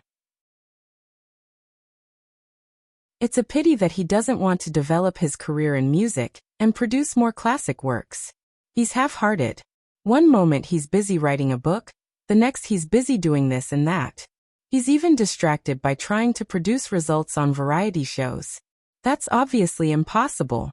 Although Lee Man's voice was very gentle, and her tone was very peaceful when she answered the reporter's questions, Yang Yi felt that it was very harsh. "Who's this person?" Yang Yi frowned. Hearing the woman's voice, he asked Murphy, who came over to investigate. "She said that she asked me for a song? Why don't I have any impression of it?" This was also because Yang Yi was somewhat indifferent to the entertainment industry. Lee Man was also an outstanding A-list celebrity. Yang Yi actually treated her as a nobody and had long forgotten about her. Murphy couldn't help but laugh and said, "Have you forgotten? At that time, I said that someone asked me for your contact information and wanted to ask you for a song. I was pestered and had no choice but to give her your email. Oh, I remember now. She went on the program Fast Music with you, right?" When Murphy said this, Yang Yi found the corresponding memory and said with a smile, "At that time, I asked her to send her song to me, but her singing was really bad. Her voice was very sweet, but there was no matching singing skill."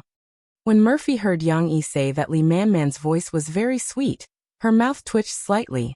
She said with some jealousy, "Well, but don't provoke her. This woman's scandal is everywhere. I think there's a problem. She's not a good woman." In the past, she didn't feel anything because Mu Xiang was still Mu Xiang. Now Mu Xiang was Yang Yi, her husband. Of course, Murphy had to be wary of those flirtatious sluts. When Yang Yi heard Murphy say this, he couldn't help but be stunned for a moment. Then he smiled and pinched Murphy's face intimately and said, "Little vinegar jar, I don't even know her. How can I provoke her? What's more, this heart of mine is already attached to you and the child. No one can take it away from me." Murphy's heart was filled with sweetness, but she still said stubbornly, "Who said that I'm jealous? I'm just afraid that you'll be taken advantage of." Starlight Productions' attack seemed to have been timed well. It was suddenly exposed during the crucial moment of Yin Yang's discussion with Magic City television station, as if someone had tipped them off. However, it was really a coincidence this time.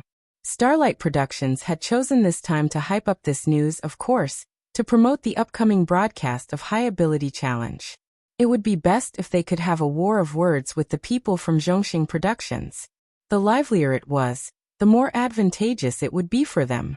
However, out of everyone's expectations, the people from Zhongxing Productions did not give any response.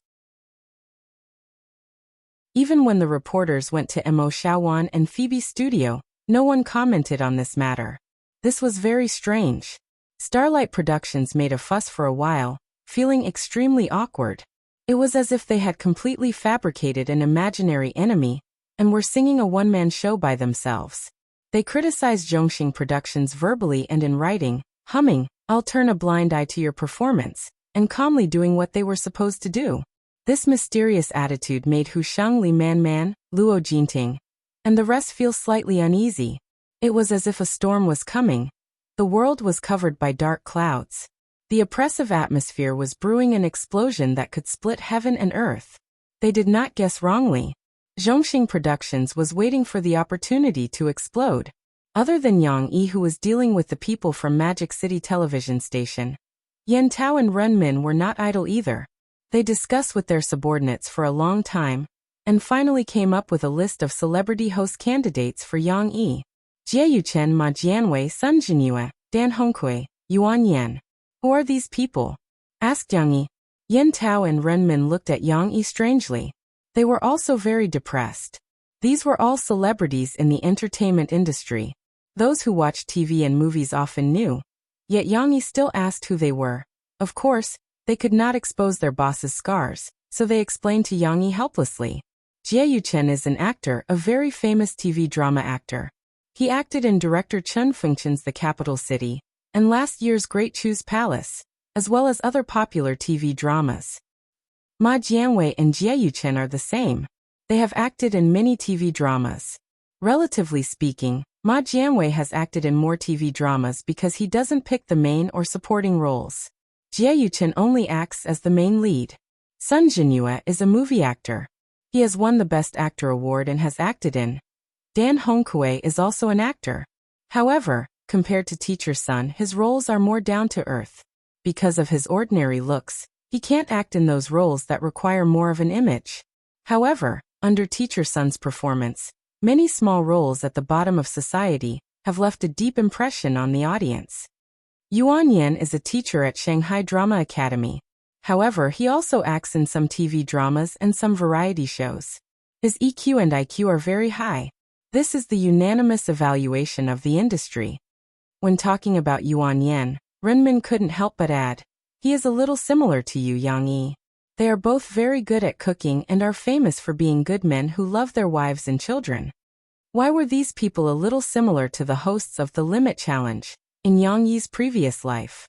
It was because Yan Tao and Ren Min had followed Yang Yi's template and filled in the gaps by themselves. In the end, they had been selected from so many celebrities. Yang Yi pondered for a long time before saying, "We definitely want Yuan Yan. As for the others, I'm not familiar with them, so I can't choose. Let's do it this way. You guys make an order based on their EQ. If we want to film our show well, we have to invite people who are eloquent, good at handling complicated interpersonal relationships, and emergency situations to control the scene. Therefore, we can start from those with high EQ and invite them one by one." In the end, Yang Yi smiled bitterly and shook his head. "Our show isn't very famous now. These are all big-name celebrities. Even if we give them money, they might not be willing to come. Therefore, go ahead and try."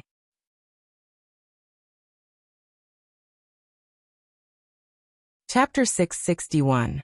As the Spring Festival approached, the coffee shop at the corner of the street was closed for the holidays. Ding Xiang and the two new part-time students went home for the Spring Festival. Yang Yi had planned to bring his family back to his hometown a week or two earlier. However, since Yang Huan was still filming in the Jiangnan military region, he couldn't leave her alone in Jiangcheng. Hence, the plan was scrapped. Xiuqin didn't have many scenes, but the crew wouldn't adjust the schedule for Yang Huan, so the scenes would be shot one by one. She would probably have to shoot until the 28th or 29th of the lunar calendar. Of course, Yang Yi had other considerations when he decided to wait for Yang Huan to go home later. Little Momo was infected with rotavirus a few days ago and had diarrhea and fever. Although according to the doctor's instructions, the little guy drank some oral rehydration fluids, and Mo Fei continued to feed him. His condition gradually improved, but the little guy was still very weak. Yang Yi wanted to wait until little Momo recovered a little before taking him back to his hometown. Tong Tong needed a healthy body to cope with the long journey and the rural environment. Early in the morning, Yang Yi got up and ran to the market to buy groceries. At the gate, the guard stopped him. "Mr. Yang, there's a letter for your family." Yang Yi took it and saw the English address on the envelope. Yang Yi had already guessed that it was from David's family. However, when he looked at the signature, he saw that it was from Lu Weisha. He looked at the recipient again. It wasn't him but Shi. Lu Weisha had gone to Australia for a trip. Yang Yi had heard about it from Shi. However, he didn't expect that the two girls would contact each other in such an ancient way. It was quite interesting. Yang Yi didn't open his daughter's letter. Instead, He put it in his pocket and continued running to the market. Little Yang, you're here? The aunties, uncles, brothers, and sisters who sold groceries were very familiar with Yang Yi. It was strange for a man like Yang Yi to get up early to buy groceries. Later, they found out that he was a celebrity. Naturally, Yang Yi became a celebrity in the market. When they saw him arrive, they all greeted him with a smile. Little Yang, do you want a pigtail? Today, I killed more than 10 pigs and brought back their tails. You came early, so quickly pick a few and cook them for your children. Brother Wan, who was selling pork, also greeted Yang Yi enthusiastically. Little kids love to eat pig's tail the most. You won't get sick of it no matter how much you eat it. This pork stall sold local pigs from the countryside. The pork was very fresh, the meat was tight and elastic. It was fat and white, and the meat was red and shiny. It was much more delicious than other stalls. Of course, it was also more expensive than other stalls. Yang Yi picked up a pig's tail and looked at it with interest. It was a short length, but the skin was delicate and there was a hint of red in the white. Obviously, it tasted good when cooked. This can be used to make soup. Yang Yi thought of a dish that tasted good. Big brother Wan, help me cut off this fat part.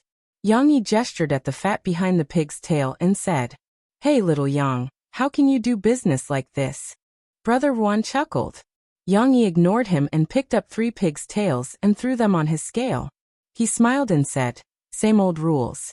After you weigh it, you calculate the money. Then cut off what needs to be cut off. As for the cut off, you can do whatever you want with it, okay? Yang Yi didn't care about that little bit of money, he just wanted the valuable part. Okay, little Yang, you are generous enough. Brother Wan gave him a big thumbs up and threw the pig's tail on the chopping board. He started cutting it for Yang Yi. The bed in winter was warm and the best for sleeping in. This was not only for adults, but also for children. During the holidays, there was no need to wake up early to go to kindergarten. She was even harder to wake up in the morning. Yang Yi started a new round of battle. She wake up. Yang Yi called out softly from the bedside, but it did not have any effect. The little girl's eyes were still closed and she was sleeping soundly. Little lazy pig, quickly wake up. Mommy and brother are already up. Mommy woke up early to practice singing. How can you still sleep in? Yang Yi changed his strategy. He sat on the edge of the bed and shook Shishi's shoulder through the quilt. This shaking made the half-asleep Shishi unable to sleep. The little girl squinted her sleepy eyes and looked at her father. Her nose made a long sound like a little pig. Don't think that this was the prelude to her waking up. The little girl closed her eyes for a while, then her eyelids drooped again. If her father did not wake her up, Shishi would definitely go back to sleep. Get up. Otherwise, Daddy will carry you up and wash your face with very, very cold water. Yang Yi pinched the little girl's nose at the right time, and the corners of his mouth curved into a smile. I don't want to. Cece was actually already somewhat awake, but she was still lazing around in bed, so she unwillingly pouted her little mouth, turned her head, and turned to the other side.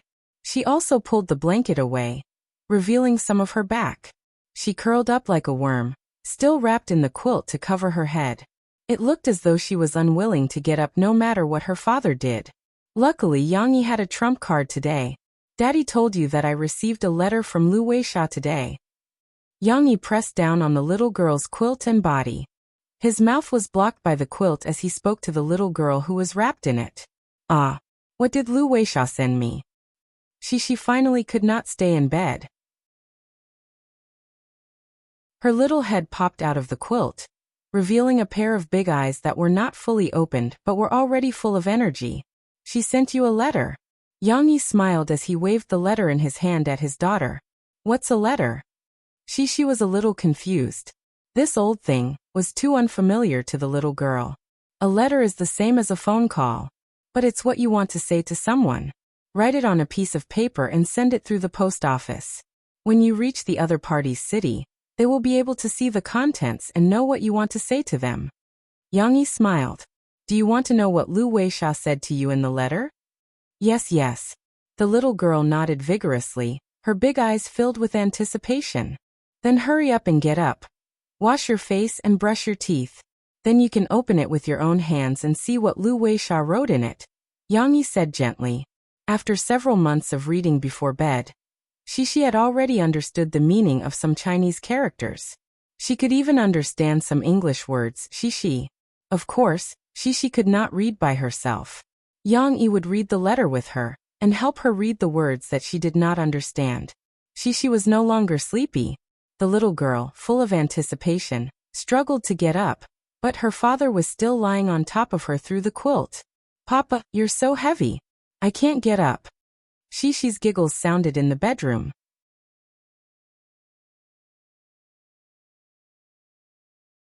Chapter 662.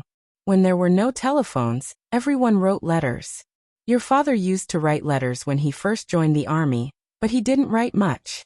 Besides, the postman only came to the village once every half a month. Our place is far from the county. During breakfast, Dong Yue smiled and talked about the past. I can't read, so I asked Huan Huan to read. Grandma's story was very interesting. However, Shishi, who was eating breakfast, did not pay attention to her grandma. From time to time, the little girl's eyes drifted to the letter that her father put aside. She was expectant, curious, happy, and even a little impatient. Finally, after breakfast, Shishi could read Lu Weisha's letter. Shishi wanted to open the letter herself, and so did Yang Yi. Therefore, he sat next to his daughter and taught her how to open the letter. However, it was not an easy task. After Shishi tore a small hole in the envelope with her little hand, she panicked and felt as if she had destroyed the letter. She quickly stuffed it back into her father's hand. What's wrong? You did well. Continue. Yang Yi smiled. The little girl pouted her little mouth and shrank her little hand behind her back.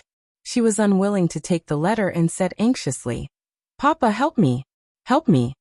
Yang Yi gently tore the envelope and helped his daughter open it. Taking out the contents, to Yang Yi's surprise, Lu Weisha's letter was not a letter full of words, but a few hard cards. Among them, 3 were photos and 1 was a postcard. There were a few lines of English on the postcard. The handwriting was beautiful and smooth, and it did not look like it was written by a child. It should be written by Lu Weisha's mother. Looking at the photos first, Yang Yi handed them to Shishi, who had been waiting eagerly. Murphy also curiously poked her head over. Now that Tong Tong was in her grandfather's arms, she did not need to accompany her son 24/7. 2 of the 3 photos were taken with the sea as the background, and 1 was a close-up. Lu Weisha was swimming in the sea with her mother. She was wearing diving goggles, a breathing tube, and a swimming ring. Lu Weisha was fully equipped and looked very interesting. The other photo was a distant view. Lu Weisha and a few white boys were building a crooked castle on the beach. Behind them, the white beach and the beautiful blue sea intersected. It was beautiful like a dream. The photos should be taken by David. This guy was actually quite good at taking photos. Yang Yi, who had learned a lot of photography skills for his daughter, could see that the composition and light adjustment of the photos were extraordinary. These photos were taken with a Polaroid without any post-editing. It could directly reflect the photographer's ability. Of course, this was only Yang Yi's feeling. She paid more attention to the content. While Lu Weisha went swimming, the little girl said enviously. However, she soon felt that something was wrong. She raised her head and asked, Papa, the weather is so cold. Isn't Lu Weisha cold? She looked at Lu Weisha's one-piece swimsuit. It was thin, revealing her arms and long legs. Thinking about the whistling cold wind outside, the little girl couldn't help but shiver. Before Yang Yi could speak, Murphy, who was also watching with interest, smiled and said, No, Lu Weisha is now in Australia. The climate there is the opposite of ours. When we are in winter, they are in summer. When we are in summer, they are in winter. So now we feel that the weather is very cold. But over at Lu Weisha's place, the weather is very hot. So that's how it is. The little girl looked at her mother as if she understood, and her eyes gradually became admiring. Mom, you are so amazing. You know so much. Yang Yi wanted to tell his daughter that this was all common sense. However, when he thought about it, how could she know so much common sense? But he could consider letting the little girl start to slowly learn some scientific knowledge. Now that Yang Yi had been dealing with a lot of things, his mind had become more active. After pondering over the idea of letting Cece understand science, Yang Yi thought of the children's book author support fund that he had already prepared, and was only waiting to announce to everyone after the new year. In addition to fairy tales, he could increase the scope of support for popular science books. There were always some parents who were science students. They understood the principles of science, and also knew how to explain it to their children.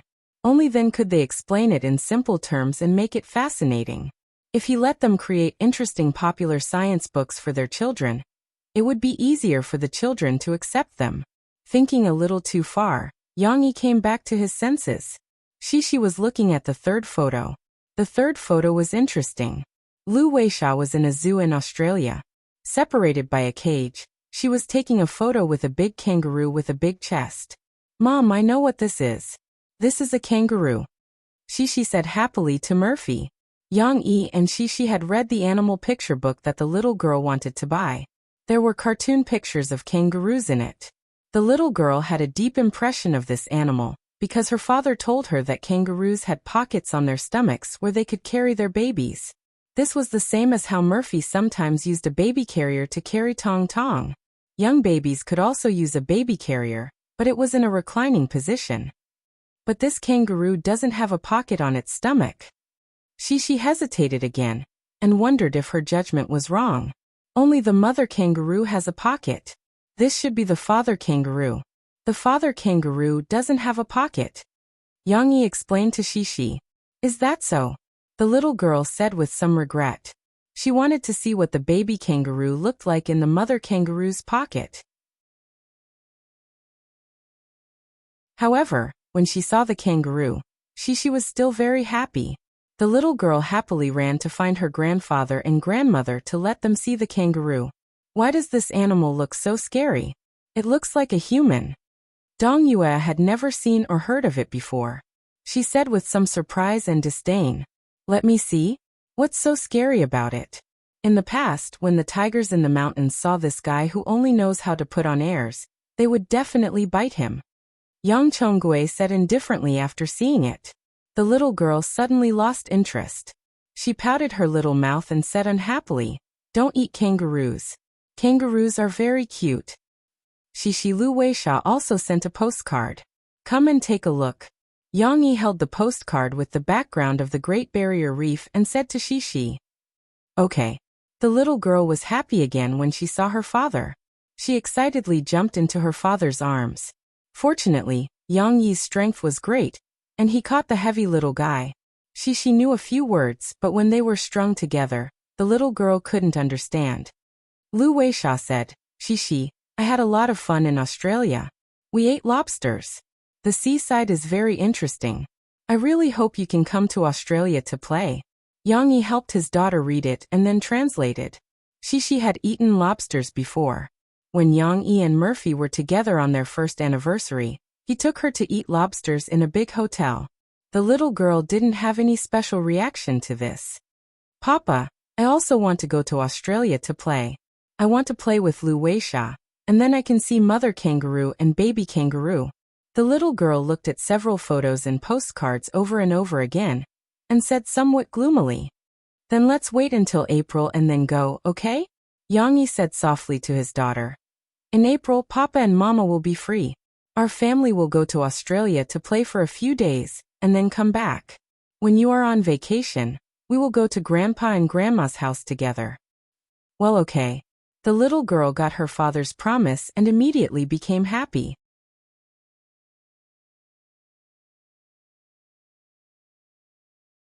Chapter 663.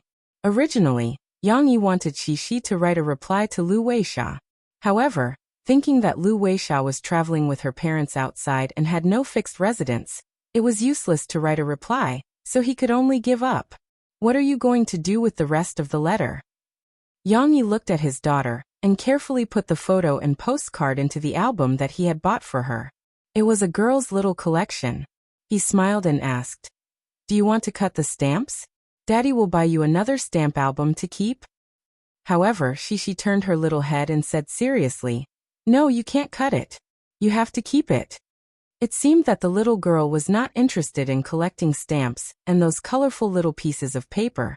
After all, there were abundant living materials now, and Shishi had more fun and beautiful toys.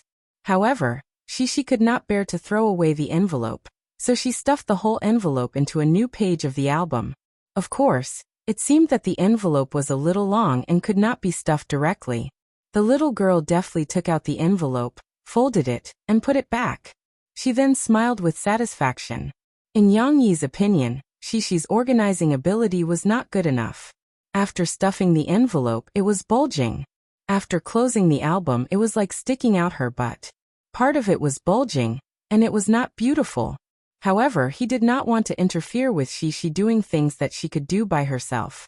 Sometimes, it might be more effective to let her do it herself, and think of a way than to do it best under the guidance of an adult. In the afternoon, Yang Yi started to cook the pigtail stew with peanut soup. Dong Yue frowned at first and said, "Tizi, you can give this to adults. Don't give it to little Yang Shi. Children will shake their heads and become stupid if they eat the pigtail." "Mom, don't believe in something that has no scientific basis," Yang Yi said with a smile. "In all these years, have you ever seen a child shake their head and become stupid?" Who said no? In the west of the village, the silly child of the second Liu family, isn't he stupid? That child is 1 year older than you, Dong Yue said. Yes, but he was born stupid. How could he become stupid from eating a pig's tail? Besides, Grandpa Liu's family is so poor that they can't even fill their stomachs. You even asked me to send some sweet potatoes to their family in the past. How could they have the money to eat pig's tails? You can't even afford pork, Yang Yi said. Coincidentally, Yang Yi was strolling into the side hall with his hands behind his back. He heard Yang Yi and Dong Yue talking about the pig's tail in the kitchen, so he came over to take a look. You're not stupid after eating a pig's tail. Pigtails, pig ears, and pig tongues are the most delicious parts of a pig. Yang Chonggui stared at him and said, "When I was young, I went to Guangdong province to make a living. Their peanut braised pig's tail, TSK. I can eat 7 bowls of rice in a row with that taste. But you can't give it to children." Dong Yue was a little shaken, but some words that had been passed down by word of mouth were still rooted in her heart. Where did this nonsense come from? Those children in Guangdong province eat pig's tail since they were young. No, only the young masters of rich families have the fortune to eat pig's tail. If they can't eat it, then why would these noble young masters like to eat it so much? Yang Chonggui snorted and argued with his wife. Dong Yue trusted Yang Chonggui's knowledge more. After a while, she didn't insist on her old opinion. Moreover, Dong Yue was convinced by her husband and son. However, Yang Chonggui might be disappointed. Yang Yi didn't plan to make peanut braised pig's tail today. Instead, he used these 2 things to make soup. Peanut braised pig's tail needed to be fried in oil in advance. At the end, it also needed to be cooked with strong seasoning until the pig's tail was soft and tender. Then the sauce could be removed from the pot. This kind of dish was quite tasty, but of course, it was also slightly oily. In contrast, the pig's tail and peanut braised soup were equally soft and tasty, but the taste was much lighter, which was suitable for Murphy's current taste. During lunch, Yang Yi first scooped a bowl of soup for Shishi. There were some peanuts and a section of pig's tail in it. Shishi liked to eat peanuts very much, but this was the first time she had seen pig's tail at the dining table. The little girl happily scooped up a peanut with a small spoon and stuffed it into her mouth. As she ate the soft peanuts, she curiously fiddled with the small section of pig's tail and asked, "Papa, what is this?" "Pig's tail, it's delicious," Yang Chonggui answered for Yang Yi, who was still busy. "Little Yang Shi, look at Grandpa eating like this." The old man finished the soup in the bowl first, and then he moved his hands very roughly. He pinched the bone of the pig's tail from front to back, grabbed it, and dipped it in the soy sauce. Before the soy sauce slid down, he moved his big mouth forward and took a big bite. "Oh, delicious. It's very delicious." Yang Chonggui smiled and gave a thumbs up. Was it really that delicious? The pig's tail was delicious, but it wasn't necessarily so exaggerated. Yang Chonggui was just teasing his granddaughter. Shishi also reached into her bowl and fished out the pig's tail. She didn't mind that her fingers were stuck in the soup. The little girl dipped it in the soy sauce and took a bite, just like her grandfather. The cooked pig's tail couldn't even withstand the bite, and she directly bit off a large piece of the skin and the tender meat on the back. The taste was the taste of soy sauce, mixed with the pig's tail and peanuts, and the strong fragrance of the stew. But more importantly, it was the taste. It was just like the pig's trotters that she used to eat. The skin was like gelatinous, and the pork was originally very fresh and tender. When she chewed carefully, she found that it was a little sticky to her teeth. This feeling was simply the best enjoyment. Is it delicious? Yang Yi helped his mother carry the dishes to the dining table and asked Shi, who was eating heartily with a smile. The little girl was like a puppy, gnawing on the meat near the bone in the middle. She loved it so much that she couldn't put it down. Her big eyes were smiling as she looked at her father. She nodded happily and said, "Delicious, super delicious." In contrast, Murphy preferred soup. This beautiful, rich, and light soup was very tasty. Murphy felt that it was more delicious than the slightly plump pig's tail. High Energy Challenge was broadcast in the middle of January. This originally very attractive outdoor reality show with competitive attributes still showed great potential after it was broadcast on Xiangnan TV station. The original audience came because of its reputation, and Xiangnan TV station itself was a very good platform. Its variety shows had always done well. High Energy Challenge also made use of this platform to earn a lot of viewership ratings. We are honored to announce to everyone that the premier viewership ratings of High Energy Challenge is as high as 1.7%. Luo Jinting said in high spirits at the press conference the next day. This has already broken through the previous best results of High Energy Challenge. Later on, when the reporter asked Hu Sheng, who had his limelight stolen, was a little unhappy, he could only force a smile and said to the reporter, "We will continue to work hard in the future and strive to make another breakthrough." It had to be said that Li Manman was indeed a good attraction in High Energy Challenge. This woman knew how to make use of her advantages. She was beautiful and sexy in front of the camera. Not only could she arouse the passion of the challengers, but she could also capture the attention of the audience. What's the point of watching the challenge? Just watch the competition. When High Energy Challenge stood out in the field of variety shows, in fact, the mainstream media didn't pay attention to its so-called breakthrough in history. Instead, they were fighting to report that the viewership ratings of Soldier's Assault had broken the viewership ratings record of Central TV's TV series. Soldier's Assault was no longer just a TV series. The audience treated it as a kind of emotion and treated it as their own child. They wanted to see how that silly child, Su Sanduo, would break through himself step by step and grow into a good soldier step by step.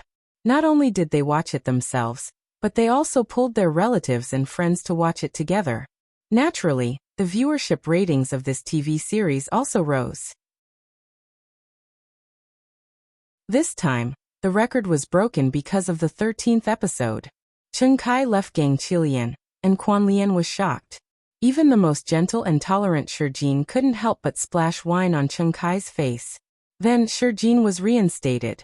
Su Sand was wailing, Gao Cheng's words, and Quan Lian's cheers pushed the plot to a climax. The next day, there were still reporters interviewing passers-by on the streets. A few of them said that they cried after watching this episode. There were even hot-blooded youngsters who said that after watching this episode, they really wanted to join the army. They wanted to be a soldier like Su Sanduo and be a good squad leader like Shijin. Yang Yi didn't know if High Energy Challenge could still break through itself, but he felt that Soldier's Assault could possibly produce better results in this life. After all, the premiere of Soldier's Assault was on Central TV and not a local channel that few people watched.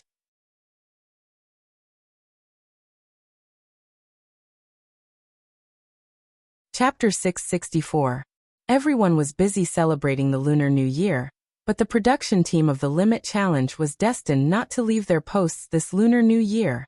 Yun Yangfeng had already reached an agreement with Magic City TV station that the first episode of the Limit Challenge would be broadcasted on the 26th of February.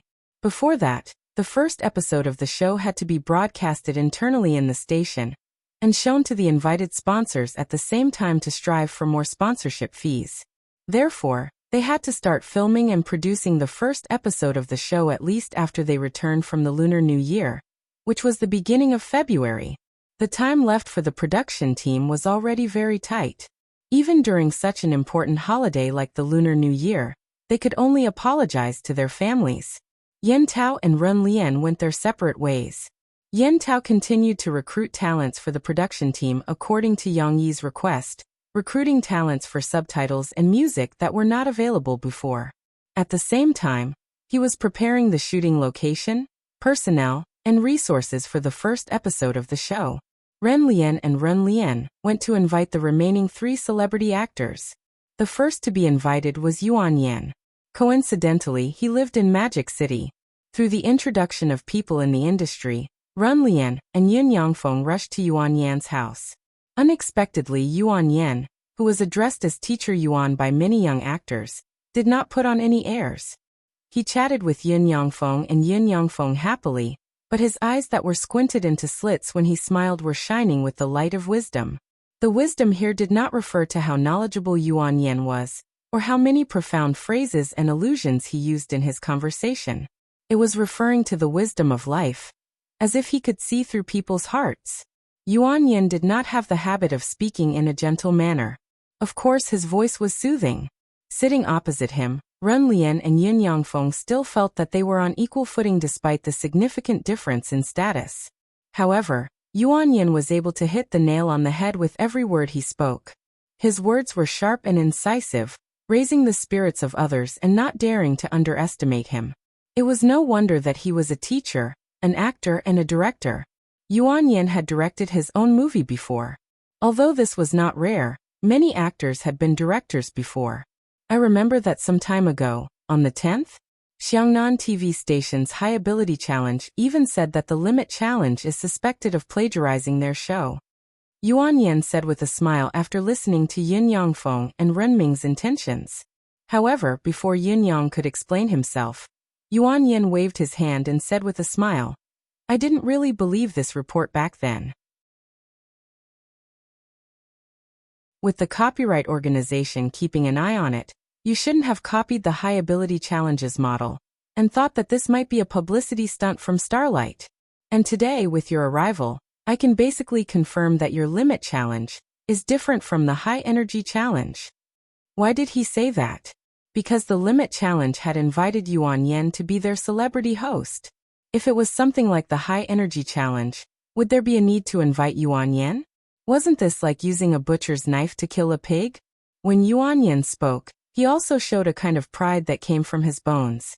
However, it was not arrogance, but a confidence that was easier to accept. It is indeed different. Our boss, Mr. Yang Yi, has provided a very good idea for the program. Teacher Yuan, you can take a look at our proposal. Yin Yangfeng passed the proposal over. Yang Yi is also a genius in the entertainment industry. However, he's also a maverick who doesn't appear in front of the media's cameras. If it were someone else, they would have been drowned in the endless stream of newcomers. However, Yang Yi has really done it. He's a role model for our generation. Yuan Yan said to Yin Yangfeng with a smile that sounded like he was teasing and envious. It could be heard that Yuan Yan appreciated Yang Yi. After all, they were both representatives of good men. He also often sent photos of himself cooking to his family on his micro-broadcasting. Yuan Yan flipped through the proposal roughly. The model and gameplay of the Limit Challenge formed a rough idea in his mind. However, the compliment that Yin Yangfeng was expecting did not appear. Yuan Yan had a friendly smile on his face, making it hard to tell what he was thinking. Closing the proposal, his first sentence was, "I'm guessing that even though Yang Yi suggested this show, he wouldn't take on the role of a celebrity host, right?" Teacher Yuan, you're right." Yin Yangfeng hesitated.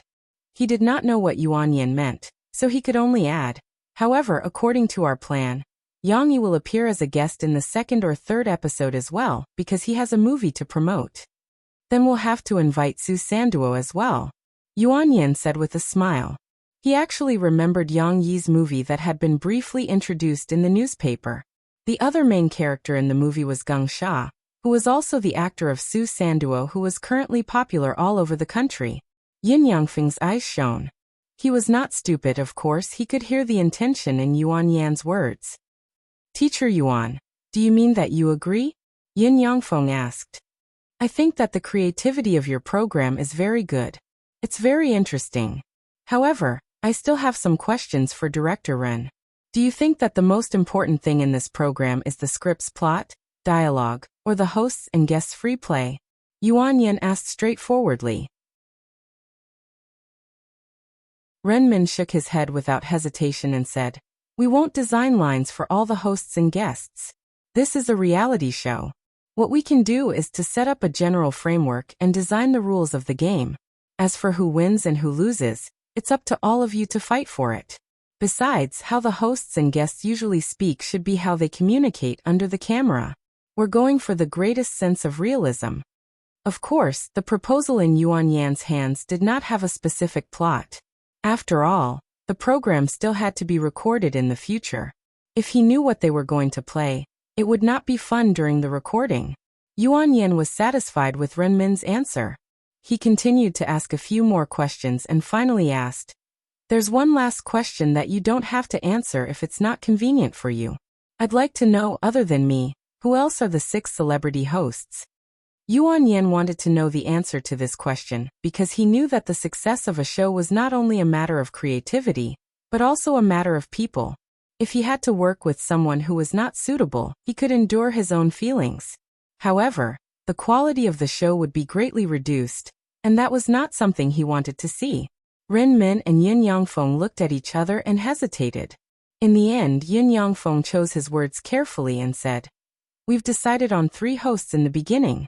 They're all relatively young and energetic young artists. You should know one of them, the young singer Zhu Jie who sang Impulsive Punishment. Zhu Jie's not bad. Yuan Yan smiled as usual and said, He's driven to do variety shows. He's also a hot topic. There's another one called Guozi. You might not be familiar with him, but he's now acting as the main character in Badaling Film Company's Fat Secret Agent, said Yin Yangfeng. Guozi. Guozi. The name sounds familiar.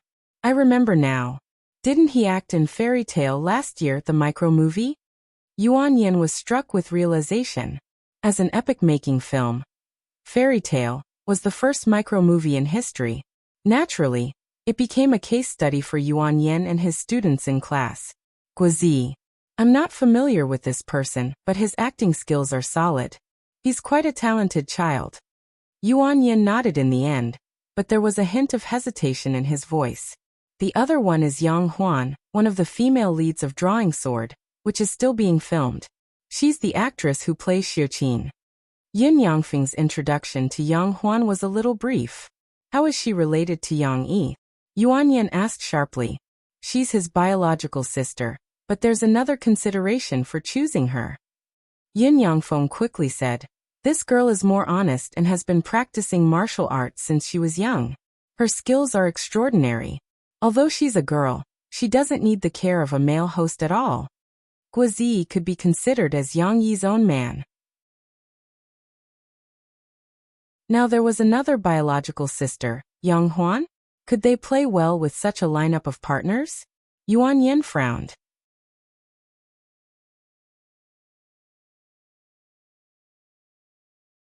Chapter 665. In Yang Yi's previous life, there was a public service advertisement on the internet called, Using Wisdom to See the Invisible Things. It was about a vegetable market's lady boss who was collecting rent when it was uploaded onto the internet. Netizens grabbed onto the video clip to show the lady boss's inhumane side and criticized it. They tried to use language to scold the lady boss to death, and tried to persuade the people nearby not to go to the market to buy vegetables. However, these netizens did not know that the lady boss's harsh words were just her habitual mouth. In fact, she was kind on the surface and had helped many people. The camera captured her collecting rent fiercely, but it did not capture her collecting rent.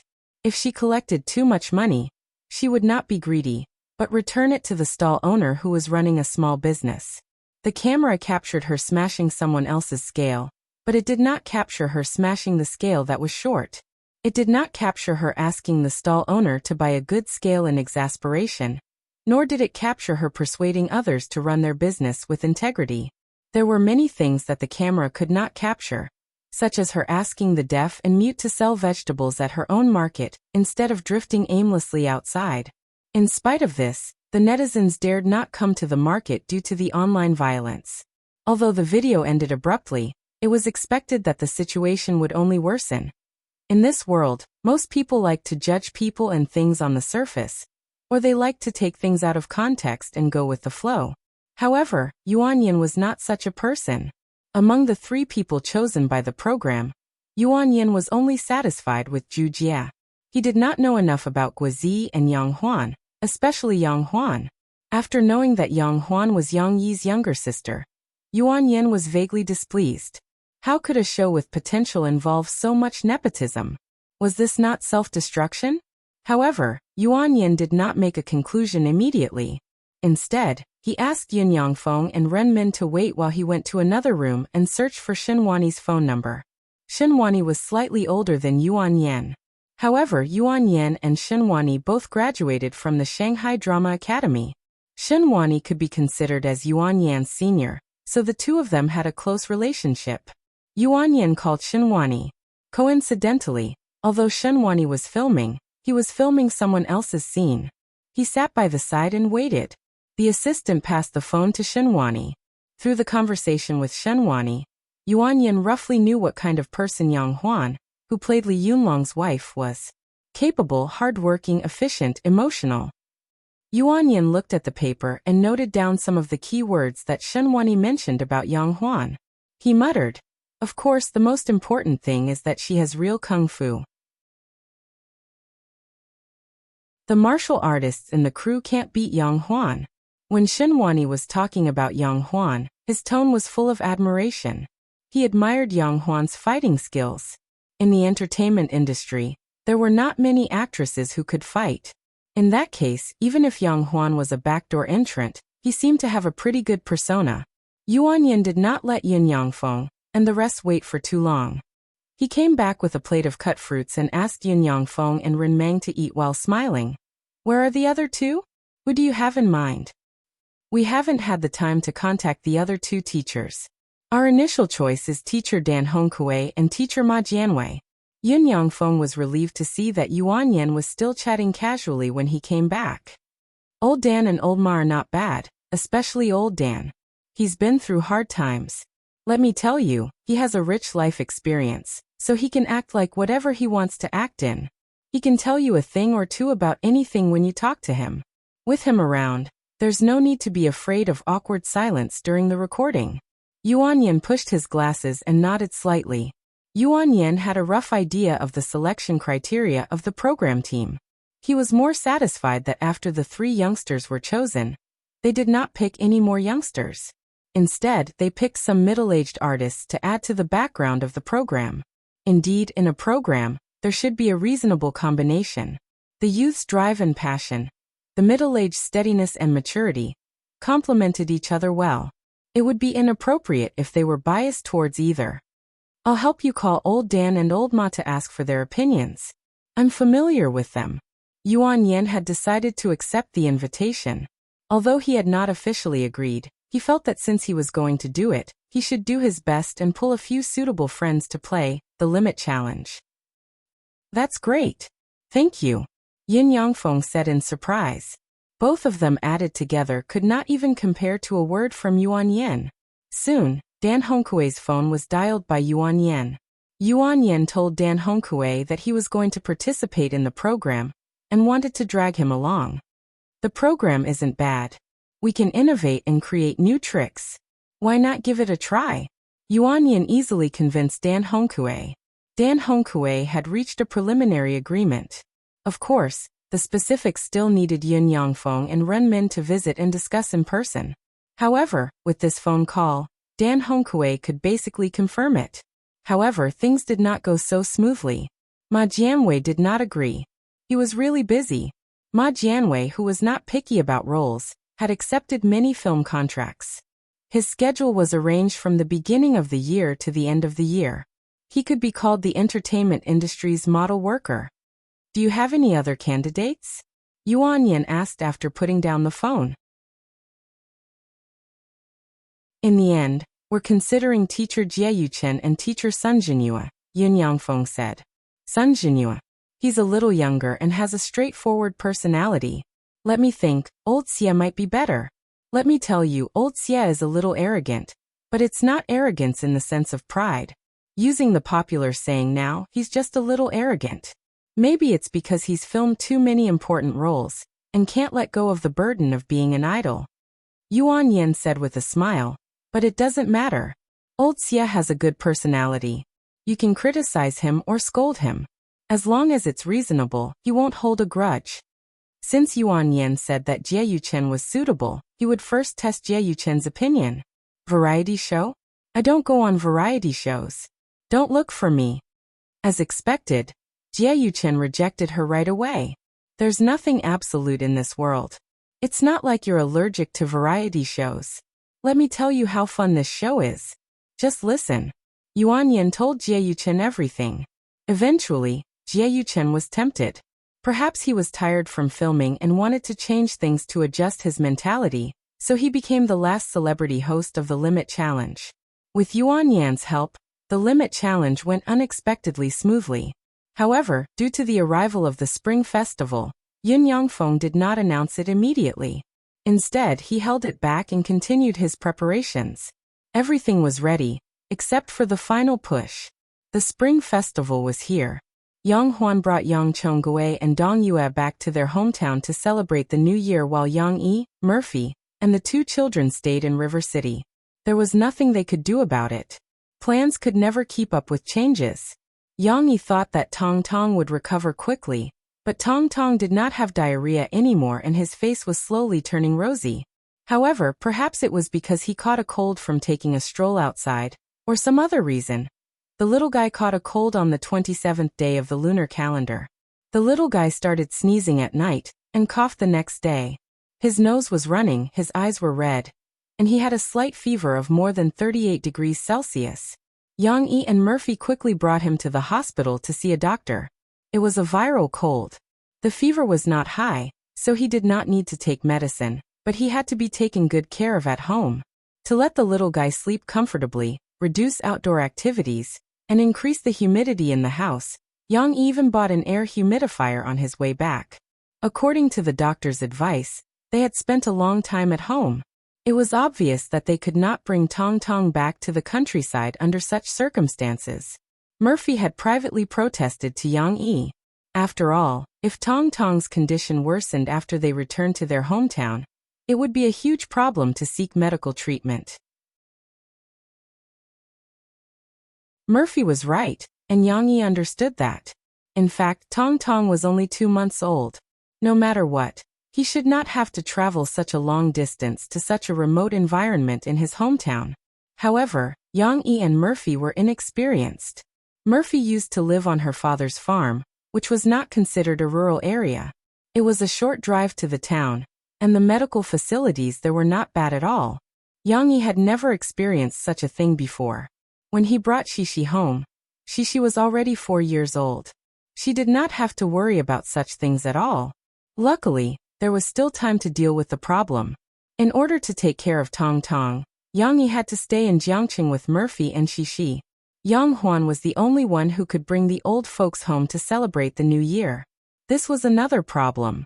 Without any preparation, how could Yang Yi bring Sisi to celebrate the new year with the 4 of them in such a lively manner?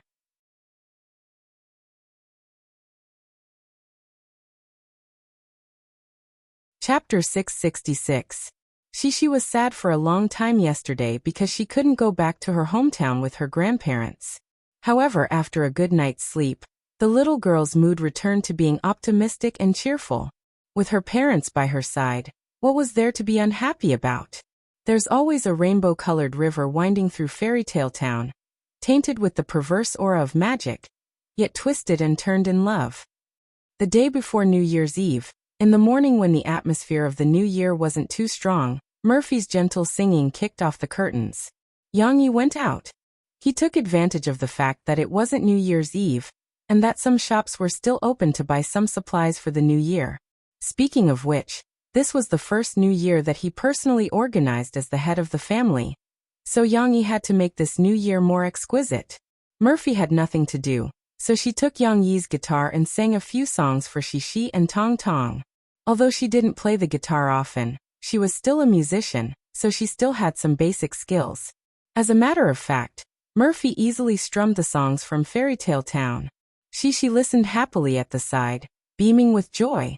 She also stepped on the sofa and jumped around. When it came to parts that she was familiar with, the little girl would even sing along with her mother. I heard that Peter Pan is still young.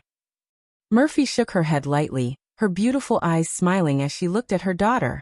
Xixi pounced forward to her mother's side, her long hair fluttering to her temples. The little girl found it very amusing and giggled. This laughter made her unable to catch her breath when she was fighting to sing, so her voice sounded a little breathless. Xixi could only be heard singing. Jack has a harp and magic. I heard that there's a candy house in Fairy Tale Town, and Cinderella lost her beloved glass slipper. There were also parts where she forgot the lyrics, but what was more mischievous was her singing. It perfectly illustrated the word cynical. No, you're singing off-key. Murphy couldn't help but laugh as she said. Ah yeah. Perhaps it was because it was happy listening to its mother singing. Xiao Tianyu, who was lying in the small cradle next to it, was also dancing with joy. It even grinned and used its tender vowels to express its emotions. She couldn't carry the little guy all the time, so there was a four-legged blue cradle in the living room. It looked like a boat suspended in the air, and could be gently rocked. Tong was lying in the cradle. He was beside his mother, so he could look at her and listen to her and his sister sing. Hee hee. Mom, my brother is laughing. Cece excitedly slipped down from the sofa and sat on the carpet, looking at her brother in the cradle. Although singing was fun, her little brother was much more. The little girl was holding a balloon hammer with a yellow handle and a red cartoon pattern. She was gesturing in front of her younger brother. However, Tong Tong still didn't know how to reach out his hand to grab it. He could only watch as his chubby little arms moved gently. He grinned with his toothless mouth and laughed happily. Little brother, do you want to play? But you don't know how to play. This naughty sister was still giggling as she teased Tong Tong. Murphy watched from the side and couldn't help but feel happy for the warm interaction between the siblings. However, she also saw that Tong Tong's nose was still running. It wasn't much, but when she thought about how she looked when she had a cold, she knew that Tong Tong was suffering from a cold. It had to be said that although little Momo had caught a cold, his mental state was not bad. The little guy seemed to have a very optimistic attitude. Previously, when he had diarrhea, his body was weak, but the little guy would still tease and tease in his father's and mother's arms. He would open his big eyes and laugh. If he could learn how to speak, would he be happier to use new words to express his emotions? Of course, she still had to help Tong Tong blow his nose. Murphy used a small towel to wipe off the snot outside his nose. Then, she tore some medical cotton balls from the side table and twisted them into the shape of a small stick. She gently stuck the stick into Tong Tong's nose and wiped the snot out of his nasal cavity. Murphy was very serious as she did it. Xixi watched from the side with interest. Tong Tong, who was lying in the cradle, didn't know what was going on. He opened his big eyes and looked at his mother's face, which made him feel comfortable. After a while, he was inexplicably happy. He started to dance and laugh. Don't move. Here's your nose. Murphy was amused as she gently pressed Tong Tong's little hand. She couldn't help but feel happy when she looked at this smiling baby. Yang Yi came back from his shopping spree around noon. However, he was busy preparing lunch. Although Murphy could help wash the rice and cook, Yang Yi still had to do the cooking. Therefore, all the things he bought could only be sorted out in the afternoon. In the afternoon, Yang Yi prepared a pen and ink on the table in the side hall. He cut out a large piece of red paper inlaid with gold and spread it on the table. It looked like he was going to sell Spring Festival couplets. Papa, what are you doing? Xixi was very interested. She followed behind her father and watched him prepare. Steamed Bun also followed behind Xixi. This guy was now Xixi's follower. Of course, he was also very interested in Tong Tong. However, his big master didn't allow him to play with Tong Tong yet. Your papa is going to write Spring Festival couplets. Let's watch Papa write, okay? Murphy came from the living room with Tong Tong in her arms. She sat down on a chair and said with a smile, okay. Actually, there was no need for her mother to say anything.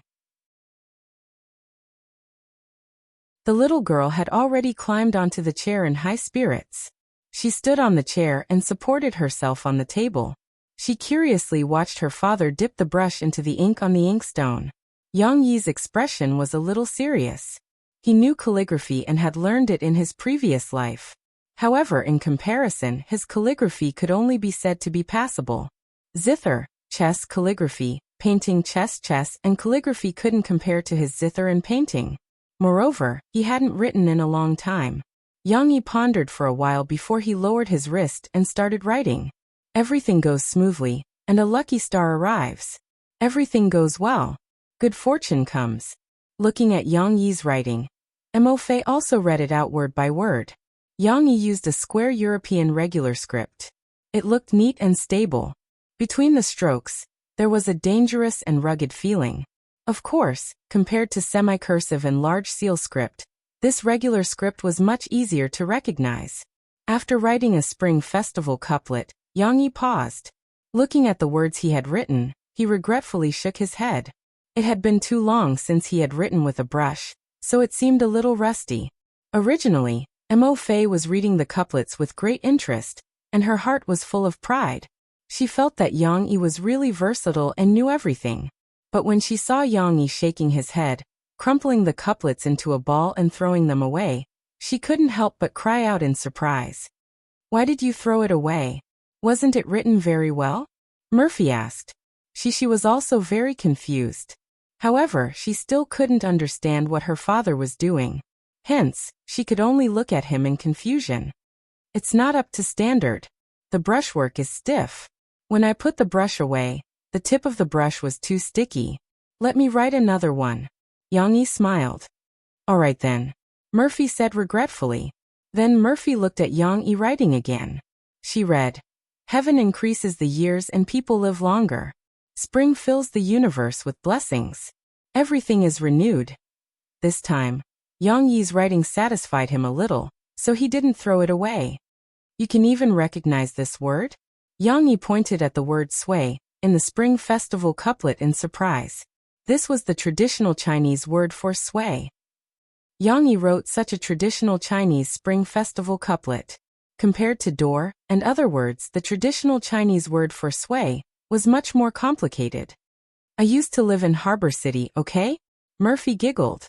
Moreover, do you think I'm so stupid? Even if I don't recognize it, I can tell from the context. Yang Yi had forgotten about this. He smiled and shook his head, then continued to write. He had prepared a lot of red paper for the Spring Festival couplets. He just wanted to throw away some of the bad ones. She was watching her father's writing attentively. She didn't know if her father's serious attitude could plant a seed of seriousness in the little girl's heart.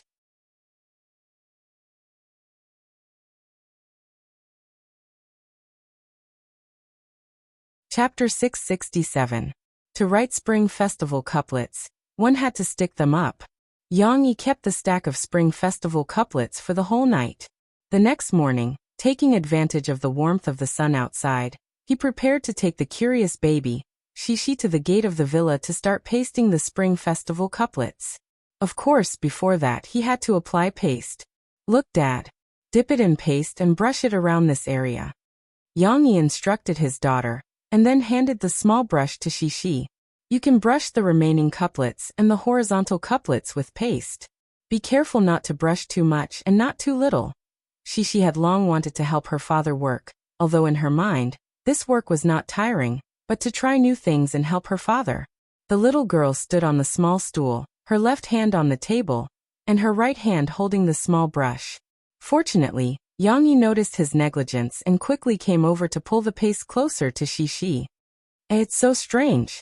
Shishi saw paste for the first time. The sticky feeling made Shishi feel a little uncomfortable. It's okay.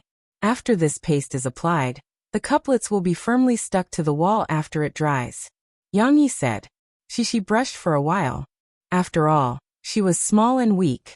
After brushing the whole couplet, she had to turn around, but accidentally, her left hand pressed on the paste that she had just brushed. Aya.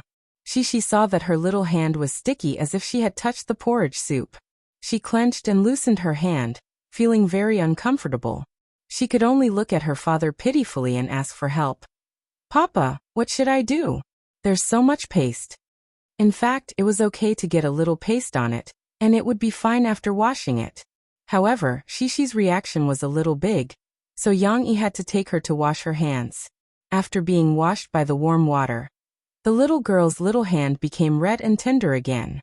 It was more comfortable to be clean. Although she didn't like paste, Shishi's work attitude was not ambiguous. She continued to help her father with the Spring Festival couplets. Finally she finished. Yang Yi brought Shishi to the entrance of the villa to put up the Spring Festival couplets. Put the first couplet on the right side, and the second couplet on the left side. Daddy told you yesterday which is the first couplet. Do you still remember? Hee, I know that there are steamed buns, woof woof woof, which is the first line of the couplet. Shishi followed behind her father, and said while jumping up and down. She remembered that when her father said this, he even made a small joke. Because of this, Shishi remembered it especially clearly. Steamed bun wagged his tail, and ran to the side of everyone. He was the happiest one to come out for some fresh air. However, when he heard his little master call his name and bark, the smart yellow dog slowed down and turned his head to look over in confusion. However, no one gave him an explanation. Yang Yi carefully placed the other Spring Festival couplets on the low wall with the paste on them. Then he picked up the couplet that read, "Happy to live in a treasured land that thrives for 1,000 years, and stuck it on the top, which was the direction of the right side. Help Daddy hold the bottom of the couplet. Let's aim at the four corners so that it can be stuck vertically." Yang Yi instructed Shishi to help. Okay. The little girl happily ran over and helped her father hold the bottom two corners. This way, even if she wasn't tall, she could make the best use of her body. Shishi still didn't like paste, so she used her fingers to carefully press on the red paper. She didn't dare to press her whole hand on it, for fear that the paste would get on her hand again. After pasting the couplet on the courtyard entrance, Yang Yi and Shishi went to the entrance of the villa. At this time, Murphy left Tong Tong on the small cradle that she could see and walked to the entrance with her camera. Shishi, Daddy, look at the camera and smile. Murphy wanted to take a photo of Yang Yi and his daughter. Hee. The little girl helped to press the couplet, and turned her head back with her bright eyes. Although she was wearing winter clothes, the little girl was full of vitality and in high spirits. Her cheeks were slightly rosy under the bright sunlight and the red paper of the Spring Festival couplet. It was as if the spring breeze was blowing and the flowers were blooming 10 miles away. Gotcha! Murphy captured this scene and froze it. After Mo-Fei took a few photos and came back with satisfaction, little Momo, who was lying in the cradle, began to babble. Mo-Fei didn't know if it felt that it was a little bored. You also want to play with your sister, right? You also want to help Daddy work and take photos with Mommy, right? Murphy smiled. She held Tong Tong's armpits with both hands and carried him out of the cradle. She held him upright in front of her and talked to him intimately. As if this was a fair conversation, Tong Tong looked at his mother in confusion for a while. Finally, he opened his mouth and laughed. He didn't know why he was so happy. The eve of the Spring Festival was busy and fulfilling. After all the preparations were done, Yang Yi took out a string of red firecrackers and hung them on a tree in the courtyard in the evening. Daddy, let's not set off firecrackers, okay? I'm scared. When she saw the firecrackers, she remembered that when her father set off firecrackers at her grandfather's house last year, she was worried that her father would be blown up. Moreover, the firecrackers this time were so big that she was even more scared. She grabbed her father's clothes and begged him bitterly. Yang Yi looked back in surprise and saw his daughter's tearful face. It seemed that she would cry if he didn't give up the idea of setting off firecrackers. Yang Yi couldn't help but feel happy. He smiled and touched Shishi's little head and said, "Little fool, look at what Daddy is holding." Are these real firecrackers? Yang Yi pulled Xishi's little hand over and let her touch the red firecrackers. The little girl immediately felt the hard plastic texture of the firecrackers. This is fake. It's just a model. After we plug it in and turn on the switch, it will crackle like firecrackers, but it's not real firecrackers, Yang Yi explained to Xishi. Won't it explode? The little girl asked doubtfully. Of course not. It's just the sound of firecrackers. We are celebrating the Spring Festival with such an atmosphere. Only then can it be called the Spring Festival, right? Yang Yi said with a smile. It was not that Jiang City prohibited firecrackers and fireworks. The main reason why Yang Yi didn't buy real firecrackers was that after the firecrackers were set off, there would be a strong smell of gunpowder. He was worried that the smell would choke his tong-tong, so he used fake firecrackers. Only then did Cece feel relieved. After getting down from her father's arms, she not only smiled through her tears, but also circled around the fake firecrackers curiously, asking her father to show her how the firecrackers sounded. Yang Yi pulled out a socket and plugged it in. The big red firecrackers hanging on the tree flickered with red light and made crackling sounds of firecrackers exploding. At first, the sudden appearance of the red light and the sound gave Cece a fright. The little girl hurriedly hid behind her father, looking for her most trusted shield. But soon, she found that there was only movement and no threat at all. The little girl gathered her courage and stuck out her little head. It turns out that it really doesn't explode. However, under the gradually falling curtain of night, the flickering fake firecrackers were quite beautiful. Xishi blinked her big eyes and pulled her father's hand, letting him come closer to take a closer look. At this time, a dark figure ran into the yard. Only when he got closer could he see Steamed Bun's yellow fur under the light of the yard. Woof woof. Steamed Bun seemed to be frightened by the sound of the firecrackers. He bared his teeth and barked at the firecrackers. Steamed Bun, don't bark, Yang Yi scolded. He was worried that Steamed Bun would scare the child. Hee, Steamed Bun thought they were real firecrackers. Xishi smiled and bent down. She hugged Steamed Bun's neck and comforted him. Steamed Bun, don't be afraid. These are fake firecrackers that Papa bought. They're not real. It turned out that Steamed Bun was just a fox pretending to be a tiger. Just now, when he was beside Yang Yi, he barked at the firecrackers, but in his heart he was very scared. When Xishi hugged him, the little guy turned his head and drilled into Shishi's arms. He whimpered in a low voice, as if he was wronged. Yang Yi inexplicably thought of a sentence. Who isn't a baby? On the contrary, Tong Tong was a lot bolder in the house. Although the sound of the firecrackers was blocked by the door, the little guy didn't seem to be afraid at all. It must be known that other children were afraid of firecrackers. However, Tong Tong was still calmly drinking milk in his mother's arms and enjoying his New Year's Eve dinner. After the firecrackers went off for a while, Yang Yi pulled out the lights so that they wouldn't disturb the people. Of course, the big red firecrackers were still on the tree. They could be used in the early morning and tomorrow. Happy New Year! Although it was just a family dinner for the four of them, there were Dad, Mom, little brother who was nibbling on his fingers, and Cece, who had helped out for the whole day. So the New Year's atmosphere was very good. Cece couldn't stop smiling happily. She raised the small glass of soda with her parents and gave each other their blessings.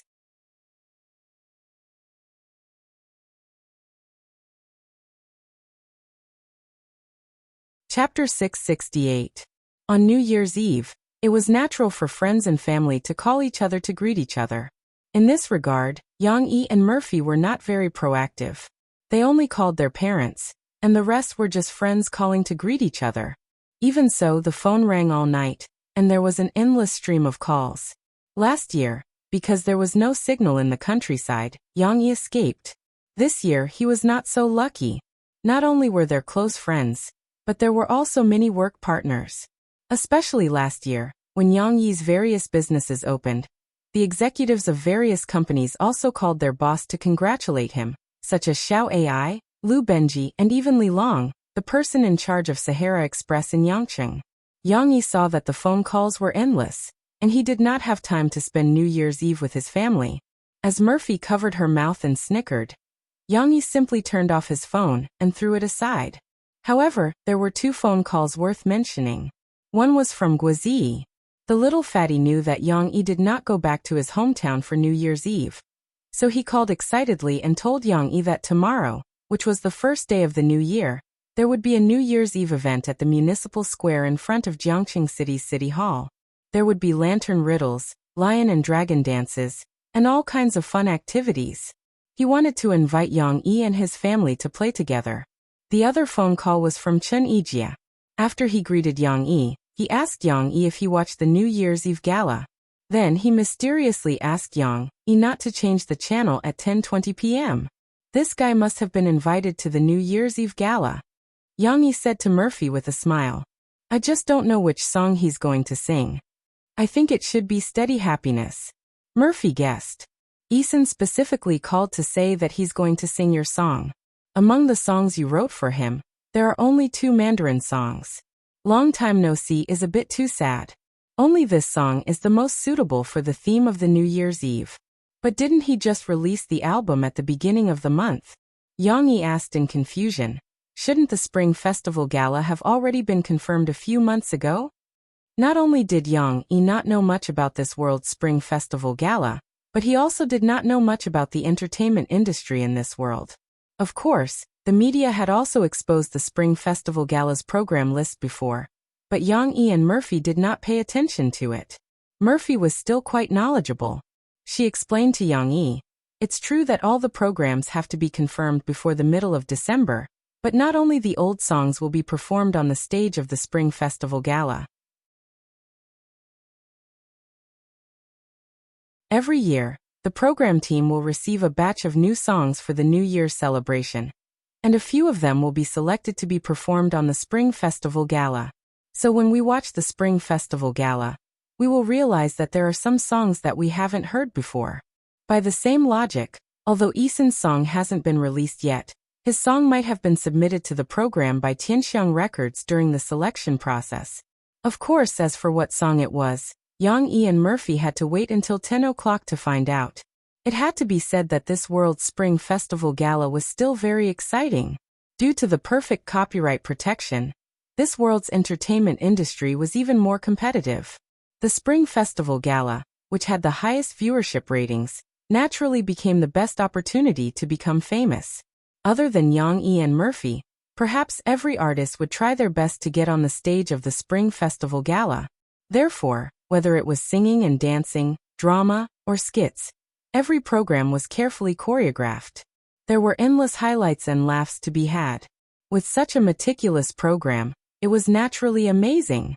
Although it had not developed to the point of using dazzling technical special effects to create a more magnificent program, every program contained a lot of memorable details. Of course, it was not only the program that was interesting, but also the little highlights in the middle of the program. This year's Spring Festival Gala, the host had an additional segment to read the audience's wonderful responses. The host's witty responses were also very interesting. These wonderful responses were, of course, intercepted by the netizens' comments on the program under the micro-broadcasting section of the Spring Festival Gala. "Isn't this micro-broadcasting from your company? Did you advertise on the Spring Festival Gala?" Murphy asked Yang Yi in surprise. And yes, product placement. Yang Yi had almost forgotten about this. 3 months ago, the CEO of Backwave Technology Company had asked him to approve this large advertising budget. Yang Yi had even praised their idea. Although this Spring Festival Gala was only celebrated by the 4 of them, Yang Yi and the others still had a very warm time. Under the bright lights in the living room, Murphy was nestled in Yang Yi's arms. The 2 of them were chatting while watching the Spring Festival Gala. Tong Tong, who had already fallen asleep, was lying in the cradle next to them. The breathable mosquito net blocked the changing lights and the voices of the adults. The little guy was sleeping soundly. There was also Shishi. The little girl was originally sitting between her parents, but she couldn't sit still. Sometimes, she would get up to sing and dance with the song and dance. Sometimes she would run over to play with little Guai and steamed bun. Shishi wasn't as engrossed in the Spring Festival Gala as her parents. Other than the song and dance programs, which were relatively interesting, and the children's dance attracted Shishi's attention. As for the other programs, Shishi couldn't understand them at all. After all, Shishi couldn't understand the ancient Chinese singing of the drama and the humorous language of the skits and crosstalk. Therefore, when her parents were convulsing with laughter, Shishi felt a little bored. Instead, she felt that throwing small balls for steamed bun and little guai to chase after was more interesting. The cats meowing, the dogs barking, and Shishi's cheerful laughter echoed in the house. The most important happiness of the spring festival spread through the laughter. Late at night, Shishi, who was tired from playing, fell asleep. Yang Yi carried the little girl upstairs to the master bedroom to sleep. Then he came down to watch the spring festival gala with Murphy. After God knows how many programs had passed, the host finally announced the program, and the subtitles of Chun Yijia's program appeared on the screen. Steady Happiness, Lyrics and Melody, Yang Yi. It was indeed Steady Happiness. Murphy turned her head and looked at Yang Yi. There was a hint of pride in her eyes. The corners of her mouth curled up, and she smiled sweetly as if saying, "See, I guessed right? Chun Yijia was a big star after all. He was one of the few artists who could sing solo. Although the whole song could only be sung once, there was no time to repeat it a second time. One day, I began to feel happiness from the ordinary days. I saw the clear distance, the happiness that I want." The charm of Chun Yijia's voice was that he could turn the music that was as plain as boiled water into a confession that he had been planning for a long time.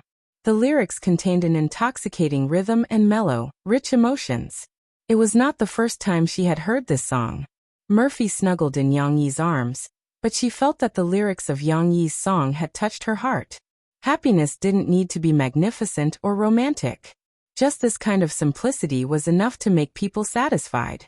How could he be so good? How could he write such a beautiful melody and delicate lyrics? As if their hearts were connected, Murphy turned her head and looked at the excellent man who fascinated her. Yang Yi was also feeling that happiness did not come easily.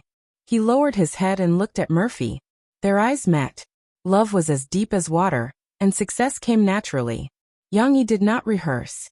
He lowered his head and gently kissed Murphy's soft red lips. Murphy let out a lazy snort. She could not help but stretch out her hands and gently grab Yang Yi's head. Her fingers were inserted into Yang Yi's hair, as if she was worried that she would lose her strength and fall. How long had it been since the two of them were so intimate? A few months? Nearly half a year. In order not to provoke Yang Yi, who had been holding back for a long time, Yang Yi did not want to hurt Murphy, who was pregnant with Tong Tong. The two of them really had not been so intimate for a long time. Even if they occasionally kissed, it was just a touch on the forehead or a light touch on the lips. At this moment, the two of them, who had been holding back for a long time, had a long and deep French kiss. In the end, Murphy was a little out of breath. They looked at each other and smiled, their lips parting. "Sorry, I almost wanted to snatch the food from Tao Wu." Yang Yi smiled softly and withdrew his left hand from Murphy's open front.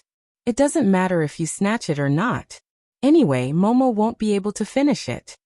Mo Fei pursed her lips that were a little red because of the kiss and smiled. "I'd better not. I'm afraid that I can't control myself." Yang Yi deliberately used a strange Cantonese accent and teased her. Murphy chuckled. However, she did not know why, but her face was flushed and her eyes moved with a trace of seductive electricity.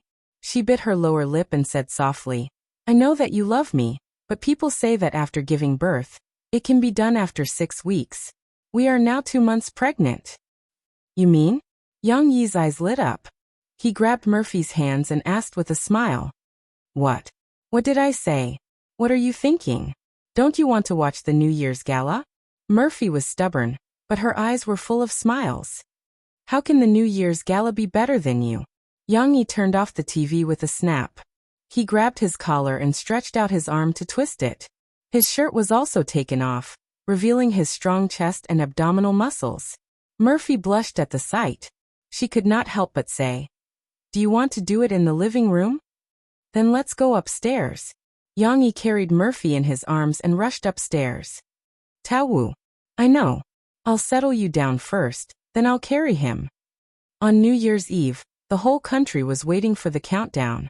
However, in the bedroom of these two guys, it was a red wave, a pair of mandarin ducks' crossed necks, and a poem said, "The apes on both sides of the river can't stop crying.